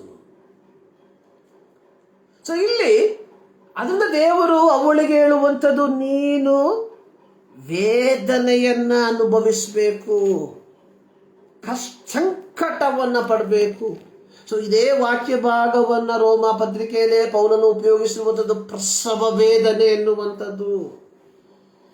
ಸೊ ಇಲ್ಲಿ ಒಬ್ಬ ಹೆಂಗಸು, ಒಬ್ಬ ತಾಯಿ ತಾನು ಪಡುವಂತಹ ಪ್ರಸವ ವೇದನೆಯ ತೀವ್ರತೆಯನ್ನ ಯಾವ ಅಳತೆಯಿಂದಲೂ ಅಳೆಯುವುದಕ್ಕೆ ಸಾಧ್ಯವಿಲ್ಲದೆ ಇರುವಂತಹ ರೀತಿಯಲ್ಲಿ ಈ ಜಗತ್ತು ಒಂದು ವಿಮೋಚನೆಗೋಸ್ಕರವಾಗಿ ಕಾಯುತ್ತಿದೆ ಎಂಬುವಂತಹ ಒಂದು ಸತ್ಯವನ್ನ ಪೌಲನು ಹೇಳುವಂತದ್ದಾಗಿ ನೋಡುತ್ತೇವೆ. ಪ್ರಿಯರೇ, ಪ್ರಕಟಣೆಯ ಪುಸ್ತಕದಲ್ಲಿ ನಾವು ನೋಡ್ತೇವೆ, ಈಗಿರುವಂತಹ ಆಕಾಶ ಮಂಡಲ ಏನಾಗ್ತದೆ, ಅವು ಇಲ್ಲದೆ ಹೋಗ್ತದೆ ಎಂಬುದಾಗಿ. ಪ್ರಕಟಣೆ ಪುಸ್ತಕ 22ನೇ ಅಧ್ಯಾಯ 3ನೇ ವಾಕ್ಯ, ಶಾಪಗ್ರಸ್ತವಾದದ್ದು ಒಂದು ಇರುವುದಿಲ್ಲ. ಆದಿಕಾಂಡದಲ್ಲಿ ನೋಡಿದ್ವಿ, ನಿನ್ನ ಮೂಲಕವಾಗಿ ಭೂಮಿಗೆ ಶಾಪ ಬಂದಿತು ಎಂಬುದಾಗಿ. ಇಲ್ಲಿ ಪ್ರಕಟಣೆ ಪುಸ್ತಕದಲ್ಲಿ ಸರ್ವಶಕ್ತನಾದ ದೇವರು ಈ ಭೂಮಿಯಲ್ಲಿ ರಾಜಾದಿರಾಜನಾಗಿ ಇಳಿದು ಬರುವಂತಹ ಸಂದರ್ಭದಲ್ಲಿ ಈಗಿರುವಂತಹ ಆಕಾಶ ಮಂಡಲಗಳು ಏನಾಗ್ತದೆ, ಅವು ಲಯವಾಗಿ ಹೋಗ್ತದೆ ಎಂಬುವಂಥದ್ದನ್ನು ನಾವು ನೋಡುತ್ತೇವೆ. ಪ್ರಕಟಣೆ ಪುಸ್ತಕ 21ನೇ ಅಧ್ಯಾಯದಲ್ಲಿ ತರುವಾಯ ನೂತನ ಆಕಾಶ ಮಂಡಲವನ್ನ, ನೂತನ ಭೂಮಂಡಲವನ್ನ ಕಂಡೆನು. ಮೊದಲಿದ್ದ ಆಕಾಶ ಮಂಡಲವು, ಮೊದಲಿದ್ದ ಭೂಮಂಡಲವು ಇಲ್ಲದೆ ಹೋಯಿತು, ಸಮುದ್ರವೂ ಇಲ್ಲ, ಎಲ್ಲ ಪರಿಶುದ್ಧವಾದ ಪಟ್ಟಣ ಹೊಸ ಯೆರೂಸಲೇಮ್ ಪರಲೋಕದಿಂದ ದೇವರ ಬಳಿಗೆ ಇಳಿದು ಬರುವುದನ್ನು ಕಂಡೆನು. ಅಂದ್ರೆ ಆ ಒಂದು ದಿನಕ್ಕೋಸ್ಕರವಾಗಿ, ಅಂದ್ರೆ ಆ ಒಂದು ವಿಮೋಚನೆಗೋಸ್ಕರವಾಗಿ ಜಗತ್ತು ಅಥವಾ ಪ್ರಕೃತಿ ಬಹಳ ಆಸಕ್ತಿಯಿಂದ, ಸೊ ಯಾವ ರೀತಿಯಾಗಿ ಒಬ್ಬ ತಾಯಿ ತಾನು ಅನುಭವಿಸುತ್ತ ಪ್ರಸವ ವೇದನೆಯ ಸಂದರ್ಭ, ಒಬ್ಬರು ಈ ರೀತಿ ಹೇಳಿರುವಂಥದ್ದನ್ನ ಕೇಳಿದ್ದೇನೆ. ಒಂದು ತಮಾಷೆಯ ಮಾತು. ಆ ಒಂದು ಒಬ್ಬ ತಾಯಿ ಹೇಳುವಂಥದ್ದು, ಆ ಒಂದು ಪ್ರಸವ ವೇದನೆ ಬರುವಂತಹ ಸಂದರ್ಭದಲ್ಲಿ ಆ ತಾಯಿ ಹೇಳ್ತಾಳೆ, ಇದಕ್ಕೆ ಕಾರಣಕರ್ತನಾಗಿರುವ ನನ್ನ ಗಂಡ ಈಗ ನನ್ನ ಮುಂದೆ ಸಿಕ್ಕಿದರೆ ಅವರನ್ನ ಕೊಂದಾಕ್ತೇನೆ, ಅಂಥ ವೇದನೆ. ಆದರೆ ಯಾವಾಗ ಆ ಮಗು ಹೊರ ಬರ್ತದೆ, ಯಾವಾಗ ಆ ತಾಯಿ ತಾನು ಎತ್ತಿದಂತ ಮಗುವನ್ನ ತನ್ನ ಕೈಗಳಿಗೆ ತೆಗೆದುಕೊಳ್ತಾಳೆ, ಆಗ ಹೇಳ್ತಾಳೆ, ನನ್ನ ಎಲ್ಲ ದುಃಖ, ನನ್ನ ಎಲ್ಲ ವೇದನೆ ಮಾಯವಾಗಿ ಹೋಗ್ತದೆ. ಅದುವರೆಗೂ ತಾನು ಅನುಭವಿಸಿದ ವೇದನೆ ಅವಳ ನೆನಪಿಗೆ, ಅವಳ ಆ ಚಿಂತೆಗೆ ಬರುವುದಿಲ್ಲ ಎಂಬುದಾಗಿ. ಇದು ಎಷ್ಟರ ಮಟ್ಟಿಗೆ ಸರಿ ಎಂಬುವಂಥದ್ದು ಹೆಂಗಸರಿಗೆ ಮಾತ್ರ ಗೊತ್ತಿರುವಂಥದ್ದು. ಅದು 100ಕ್ಕೆ 100ರಷ್ಟು ಸತ್ಯವಾಗಿರುವಂತಹ ಮಾತು. ಅಂದ್ರೆ ಆ ಒಂದು ವಿಧದಲ್ಲಿ ಜಗತ್ತು, ಯಾಕಂದ್ರೆ ಪ್ರಿಯ ದೇವರ ಮಕ್ಕಳೇ, ರೋಮಪತ್ರಿಕೆಯಲ್ಲಿ ಪೌಲನು ಹೇಳುವಂಥದ್ದು, ಪ್ರಥಮ ಫಲವಾಗಿರುವ ಪವಿತ್ರಾತ್ಮವನ್ನು ಹೊಂದಿದ ನಾವಾದರೂ ದೇವರ ಪುತ್ರರ ಪದವಿಯನ್ನು, ಅಂದರೆ ದೇಹಕ್ಕೆ ಬರಬೇಕಾದ ವಿಮೋಚನೆಯನ್ನು ಎದುರು ನೋಡುತ್ತಾ ಇದ್ದೇವೆ. ಸೊ ನಮ್ಮೆಲ್ಲರ ನಿರೀಕ್ಷೆ ಎನ್ನುವಂಥದ್ದು ಕರ್ತನೊಂದಿಗೆ, ದೇವರೊಂದಿಗೆ ಸದಾಕಾಲ ವಾಸಿಸುವಂಥದ್ದು. ಆ ದೇವರು ಪ್ರಾರಂಭದ ಸೃಷ್ಟಿಯಲ್ಲಿ ಭೂಮಿಯನ್ನ ಉಂಟು ಮಾಡಿದ್ದು ಒಂದು ಪರಿಪೂರ್ಣತೆಯಲ್ಲಿ, ಪಾಪವಿಲ್ಲದ, ಶಾಪವಿಲ್ಲದೆ ಇರುವಂತಹ ಒಂದು ಪರಿಪೂರ್ಣವಾದಂತಹ ಸೃಷ್ಟಿ. ಆದರೆ ತದನಂತರವಾಗಿ ಏನಾಗಿದೆ, ಎವ್ರಿಥಿಂಗ್ ಬಿಕಮ್ ಎ ಡಿಸ್ಟ್ರಾಯ್. ದೇವರ ಸೃಷ್ಟಿ ಎಲ್ಲವೂ ನಾಶವಾಗಿ ಹೋಗ್ತಾ ಇದೆ. ಪ್ರಾರಂಭದಲ್ಲಿ ದೇವರು ಸೃಷ್ಟಿ ಮಾಡಿದಂತ ಸೃಷ್ಟಿಯ ಆ ಒಂದು ಅನುಭವವನ್ನ ತಿರುಗಿ ನಿಜವಾಗಿ ಅನುಭವಿಸಬೇಕೆಂಬ ಬಯಕೆಯನ್ನ ಜಗತ್ತು ವ್ಯಕ್ತಪಡಿಸುವಂಥದ್ದಾಗಿದೆ. ಅದು ಸಂಭವಿಸುವಂಥದ್ದು ಯೇಸು ಕ್ರಿಸ್ತನ ಎರಡನೆಯ ಬರೋಣದಲ್ಲಿ. ಪ್ರಿಯರೇ, ಈ ಮುಂಜಾನೆಯಲ್ಲಿ ನಾವು ನೆನೆಸ್ಕೊಳ್ಬೇಕಾಗಿರುವಂತಹ ಒಂದು ವಿಚಾರ, ನಾವುಗಳು ದೇವರ ಮಕ್ಕಳೆಂಬ ಅಭಿಮಾನವನ್ನ ಪಡೆಯುತ್ತಿರುವಂತಹ ನಾವುಗಳು ಆ ಒಂದು ರಕ್ಷಣೆಯ, ಆ ಒಂದು ವಿಮೋಚನೆಯ ದಿನಕ್ಕಾಗಿ ಕಾಯುವಂತವರಾಗಿದ್ದೇವ. ಸಾಲ್ವೇಷನ್ ಅನ್ನುವಂಥದ್ದು ಯೇಸು ಸ್ವಾಮಿಯನ್ನ ರಕ್ಷಕನನ್ನಾಗಿ ಅಂಗೀಕಾರ ಮಾಡಿ ದೀಕ್ಷಾಸ್ಥಾನ ತೆಗೆದುಕೊಳ್ಳುವುದರೊಂದಿಗೆ ಮುಕ್ತಾಯವಾಗುವಂಥದ್ದಲ್ಲ. ನಿಜವಾದ ರಕ್ಷಣೆ ಎನ್ನುವಂಥದ್ದು ಯೇಸು ಕ್ರಿಸ್ತನೊಂದಿಗೆ ನಿರಂತರವಾಗಿ ವಾಸಿಸುವಂತಹ ಆ ಒಂದು ಸುದಿನ. ದೇವರು ನಮ್ಮನ್ನ ಕರೆದು ಬೇರ್ಪಡಿಸಿರುವಂಥದ್ದು ಆ ಒಂದು ಸಿಗುನಕ್ಕೋಸ್ಕರವಾಗಿ, ಕಾಯುವುದಕ್ಕೋಸ್ಕರವಾಗಿ. ಅದಕ್ಕೆ ನಾವು ಸಿದ್ಧರಾಗಿದ್ದೇವ. ನಾನು ಪ್ರಾರಂಭದಲ್ಲಿ ಹೇಳಿದೆ, ಕ್ರೈಸ್ತರಾದ ನಮಗೆ we have A great responsibility towards the society. ಕಳೆದ ಭಾನುವಾರ ಇಡೀ ಪ್ರಪಂಚ ಎನ್ವೈರನ್ಮೆಂಟಲ್ ಡೇ ಅನ್ನು ಆಚರಣೆ ಮಾಡಿ, ಪ್ರಕೃತಿಯ ದಿನ. ದೇವರ ಮಕ್ಕಳಾದ ನಾವುಗಳು ದೇವರ ಸೃಷ್ಟಿಯಾದ ಪ್ರಕೃತಿಗೆ ಕೊಡುವಂತಹ ಸ್ಥಾನಮಾನಗಳು ಏನಾಗಿದೆ? ನಾವು ಕೇವಲ ನಮ್ಮ ಸ್ವಾರ್ಥಕ್ಕೋಸ್ಕರವಾಗಿ ದೇವರ ಸೃಷ್ಟಿಯನ್ನ ಆಳುಗೆಡುವಂಥವರಾಗಿದ್ದೇವ. ಒಮ್ಮೆ ಯೋಚಿಸಬೇಕಾಗಿರುವಂಥದ್ದು ಬಹಳ ಪ್ರಾಮುಖ್ಯ. ಕ್ರೈಸ್ತತ್ವ ಅನ್ನುವಂಥದ್ದು ಕೇವಲ ನಮ್ಮ ಸ್ವ ಆಶೀರ್ವಾದಗಳನ್ನ ಮಾತ್ರ ಎದುರು ನೋಡುವಂಥದ್ದಲ್ಲ. We have a great responsibility towards the society, towards the environmental. ಪ್ರಕೃತಿಯ ಮೇಲೆ ನಮಗೆ ದೊಡ್ಡ ಜವಾಬ್ದಾರಿ ಇದೆ. ಅದನ್ನು ನಾವು ಅರ್ಥ ಮಾಡಿಕೊಳ್ಳದೆ ಕೇವಲ ಅಬ್ರಹಾಮನ ಆಶೀರ್ವಾದ, ದಾನಿಯೇಲನ ಆಶೀರ್ವಾದ, ದಾವೀದನ ಆಶೀರ್ವಾದ ಎಂಬುದಾಗಿ ಹೇಳಿಕೊಂಡು ಮುಂದಕ್ಕೆ ಹೋದ್ರೆ ನಮ್ಮಷ್ಟು ಮೂರ್ಖರು ಲೋಕದಲ್ಲಿ ಯಾರೂ ಇಲ್ಲ. We have the great responsibility towards the society. ಯಾಕಂದ್ರೆ ದೇವರ ಸೃಷ್ಟಿ ಅದು ಪರಿಪೂರ್ಣವಾಗಿರುವಂತಹ ಸೃಷ್ಟಿಯಾಗಿತ್ತು. ನಮ್ಮ ಪರಿಸರವನ್ನ ಕಾಯಬೇಕಾಗಿರುವಂಥದ್ದು ನಮ್ಮ ಜವಾಬ್ದಾರಿ. ದೇವರು ಆದಾಮನನ್ನ ಏದೇನ್ ತೋಟದಲ್ಲಿ ಇಟ್ಟಂತ ಉದ್ದೇಶ ಏದೇನ್ ತೋಟವನ್ನ ಕಾಯುವುದಕ್ಕೆ. ಅದರಲ್ಲಿ ಯಾವ ವಿಧವಾದಂತಹ ಕಾರ್ಯಗಳು ಆಗದೇ ಇರುವುದಕ್ಕೋಸ್ಕರವಾಗಿ ದೇವರು ನಮ್ಮನ್ನ ಈ ವಿವಿಧ ಸ್ಥಳಗಳಲ್ಲಿ, ಬೆಂಗಳೂರಲ್ಲಿ, ವಿವಿಧ ಜಿಲ್ಲೆಗಳಲ್ಲಿ, ವಿವಿಧ ಗ್ರಾಮಗಳಲ್ಲಿ ನಮ್ಮನ್ನು ಹಾಕಿರುವಂಥದ್ದು ಆ ಗ್ರಾಮದ ಸಂರಕ್ಷಣೆಯು ನಮ್ಮೆಲ್ಲರ ಹೊರೆ. ಅಟ್ಲೀಸ್ಟ್ ನಮ್ಮ ಪರಿಸರವನ್ನ, ನಮ್ಮ ಮನೆಯ ಪರಿಸರವನ್ನ ಕಾಯುವಂಥದ್ದು ನಮ್ಮೆಲ್ಲರ ಜವಾಬ್ದಾರಿ. ಇವತ್ತು ಪ್ರಕೃತಿಯ ವಿಕೋಪದ ಮೂಲಕವಾಗಿ ಅನೇಕರು ಸಾಯುವಂಥದ್ದನ್ನು ನಾವು ನೋಡುತ್ತೇವೆ. ಇದೆಲ್ಲದಕ್ಕೆ ಕಾರಣ ಅನ್ನುವಂಥದ್ದು ಮನುಷ್ಯನ ಅತ್ಯಾಗ್ರಹ. ಕೆಲವು ವರ್ಷಗಳಿಂದ ಕೇರಳದಲ್ಲಿ ಆ ದೊಡ್ಡ ಮಹಾಮಾರಿಯ ಮೂಲಕವಾಗಿ ಸಾವಿರಾರು ಜನರು ಸತ್ತರು. ಅದಕ್ಕೆ ಕಾರಣವಾದಂಥದ್ದು ಮನುಷ್ಯನು ಉಪಯೋಗಿಸಿದಂತಹ ಪ್ಲಾಸ್ಟಿಕ್ಗಳು ನೀರಿನ ಹರಿವಿಗೆ ಅಡ್ಡವಾಗಿ ಹೋದದರ ಫಲವಾಗಿ ನೀರಿನ ಪ್ರಮಾಣ ಮೇಲಕ್ಕೆ ಎದ್ದಿ ಜನರ ಪ್ರಾಣ ಹಾನಿಗೆ ಕಾರಣವಾಗಿ ಮಾರ್ಪಟ್ಟಿದ್ದು. ಪ್ರಿಯರೇ, ಗಮನವಿಟ್ಟು ಕೇಳ್ರಿ. ನಾವು ಉಪಯೋಗಿಸಿ ಎಸೆಯುವಂತಹ ಒಂದೊಂದು ವಸ್ತುಗಳು ಈ ಪ್ರಕೃತಿಗೆ ಮಾತ್ರ ಮಾರಕವಲ್ಲ, ಅನೇಕ ಜನರ ಪ್ರಾಣ ಹಾನಿಗೆ ಮಾರಕವಾಗಿ ಮಾರ್ಪಡುವುದಾದರೆ we are the responsible person. ಆ ಮರಣಕ್ಕೆ ನಾವುಗಳು ಜವಾಬ್ದಾರಿಗಳು ಎಂಬುವಂಥದ್ದನ್ನು ಮರಿಬೇಡ್ರಿ. ಬರೇ ಇದು ಮಾತ್ರ ಅಲ್ಲ ಕ್ರೈಸ್ತತ್ವ. Be careful.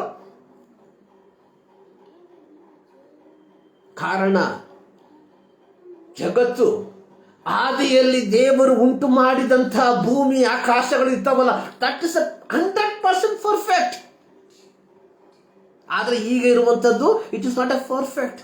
ಆದರೆ ಈಗಿರುವಂತಹ ಭೂಮಿ ಆ ಒಂದು ಪರಿಪೂರ್ಣತೆಯನ್ನ, ಆ ಒಂದು ಪರ್ಫೆಕ್ಷನ್ನ ಬಹಳ ಲವಲವಿಕೆಯಿಂದ ಯಾವ ರೀತಿಯಾಗಿ ಒಬ್ಬ ಹೆಣ್ಣು ಮಗಳು ಪ್ರಸವ ವೇದನೆಯಲ್ಲಿ ಹಾದು ಹೋಗ್ತಾ ಇದ್ದಾಳೋ ಆ ಒಂದು ವಿಧದಲ್ಲಿ ದೇವಪುತ್ರರ ಪದವಿಯನ್ನ, ಆ ಒಂದು ವಿಮೋಚನೆಗೋಸ್ಕರವಾಗಿ ಕಾಯ್ತಾ ಇದೆ. ಪ್ರಿಯರೇ, ಕ್ರೈಸ್ತತ್ವ ಅನ್ನುವಂಥದ್ದು, ಯೇಸು ಸ್ವಾಮಿ ಹೊಸ ಒಡಂಬಡಿಕೆಯಲ್ಲಿ ಒಂದು ಮಾತು ನೋಡ್ತಾ ಯೇಸು, ನಾವೆಲ್ಲರೂ ಮನೆ ವಾರ್ತೆಯವರು ಅಂದ್ರೆ ಏನು? ಕಾರ್ಯಸ್ಥರು.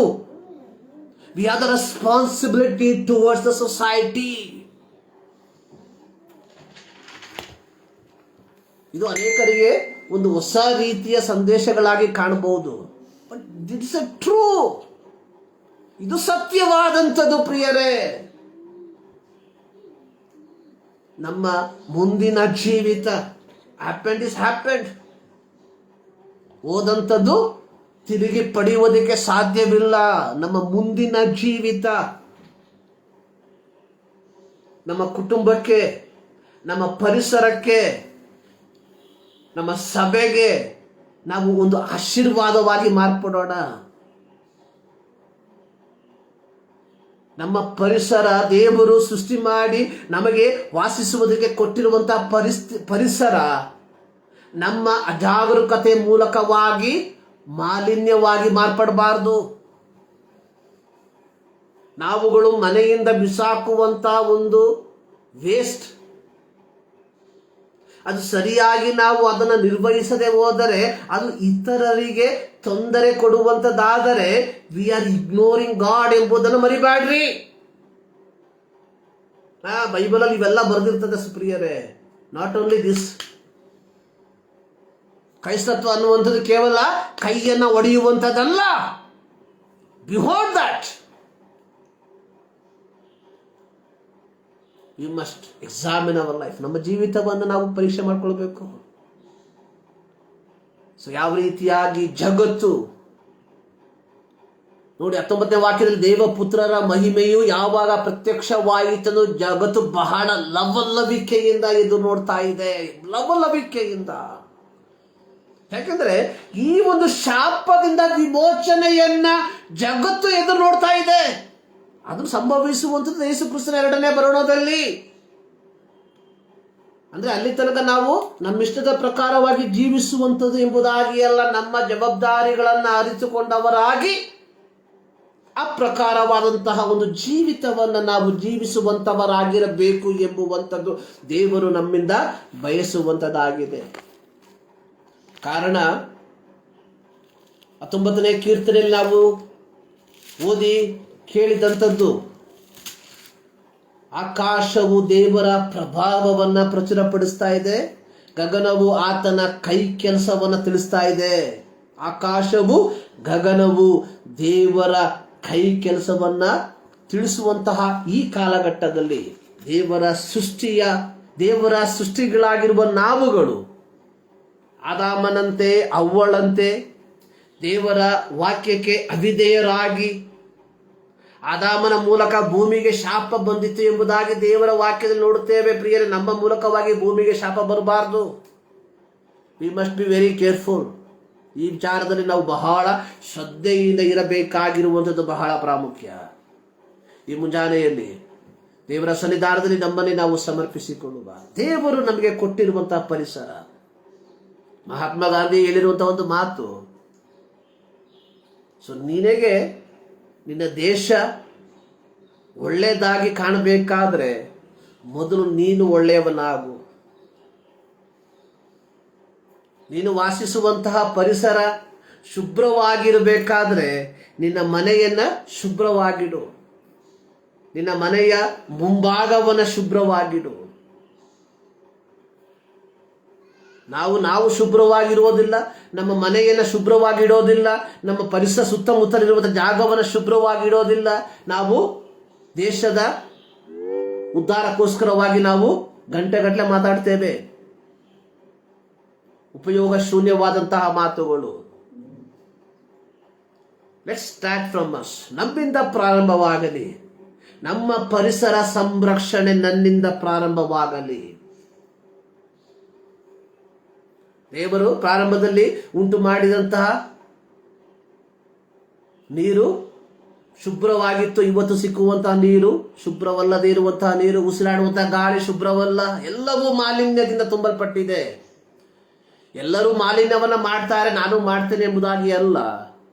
ಎಷ್ಟರ ಮಟ್ಟಿಗೆ ನನ್ನಿಂದ ದೇವರ ಸೃಷ್ಟಿಯನ್ನ ಸಂರಕ್ಷಿಸುವುದಕ್ಕೆ ಸಾಧ್ಯವಾಗ್ತದೋ ಅಷ್ಟರ ಮಟ್ಟಿಗೆ ನಾನು ನನ್ನ ಜವಾಬ್ದಾರಿಯನ್ನು ಅರಿತುಕೊಂಡು ಜೀವಿಸುತ್ತೇನೆ ಎಂಬುವಂಥದ್ದು ಪ್ರತಿ ಕ್ರೈಸ್ತರ ನಿರ್ಧಾರವಾಗಿರಬೇಕು.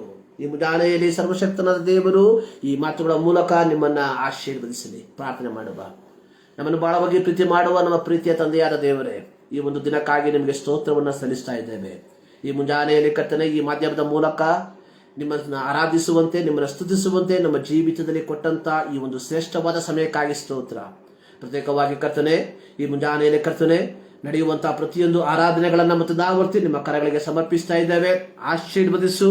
ಇಂದಿನ ಆರಾಧನೆ ಪ್ರತಿಯೊಬ್ಬರ ಜೀವಿತದಲ್ಲಿ ಒಂದು ದೈವಿಕವಾದಂತಹ ಒಂದು ಆತ್ಮನ ಕಣ್ಣುಗಳು ತೆರೆಯುವಂತಹ ಆರಾಧನೆಯಾಗಿ ಮಾರ್ಪಡುವಂತೆ ಕೃಪೆ ಮಾಡು. ಹೌದು ಕರ್ತನೆ, ಪ್ರತಿಯೊಬ್ಬರು ಆತ್ಮನ ಪ್ರೇರೇಪಣೆಯಿಂದ ಆತ್ಮನು ಕೊಡುವಂತಹ ಮಾತುಗಳನ್ನ ಮಾತ್ರ ಮಾತನಾಡುವಂತೆ ಕೃಪೆ ಮಾಡುವುದಾಗಿ ನಾವು ಪ್ರಾರ್ಥಿಸ್ತಾ ಇದ್ದೇವೆ. ಪ್ರಾರ್ಥನೆಗಳಿದ್ದಕ್ಕಾಗಿ ಸ್ತೋತ್ರ. ಯೇಸು ಕ್ರಿಸ್ತನ ಬುದ್ಧ ನಾಮದಲ್ಲಿ ಬಿಡುತ್ತೇವೆ. ನಮ್ಮ ಪ್ರೀತಿಯ ತಂದೆ, ನಮ್ಮ ಕರ್ತನಾದ ಯೇಸು ಕ್ರಿಸ್ತನ ಕೃಪೆ, ತಂದೆಯಾದ ದೇವರ ಪ್ರೀತಿ, ಪವಿತ್ರಾತ್ಮನ ನ್ಯೂನತೆ ನಮ್ಮೆಲ್ಲರ ಸಂಗಡ ಇಂದಿನಿಂದ ಸದಾ ಕಾಲವು ನೆಲೆಯಾಗಿರಲಿ. ಆಮೇಲೆ ಸರ್ವಶಕ್ತನಾದ ದೇವರು ನಿಮ್ಮೆಲ್ಲರನ್ನ ಧಾರಾಳವಾಗಿ ಆಶೀರ್ವದಿಸಲಿ.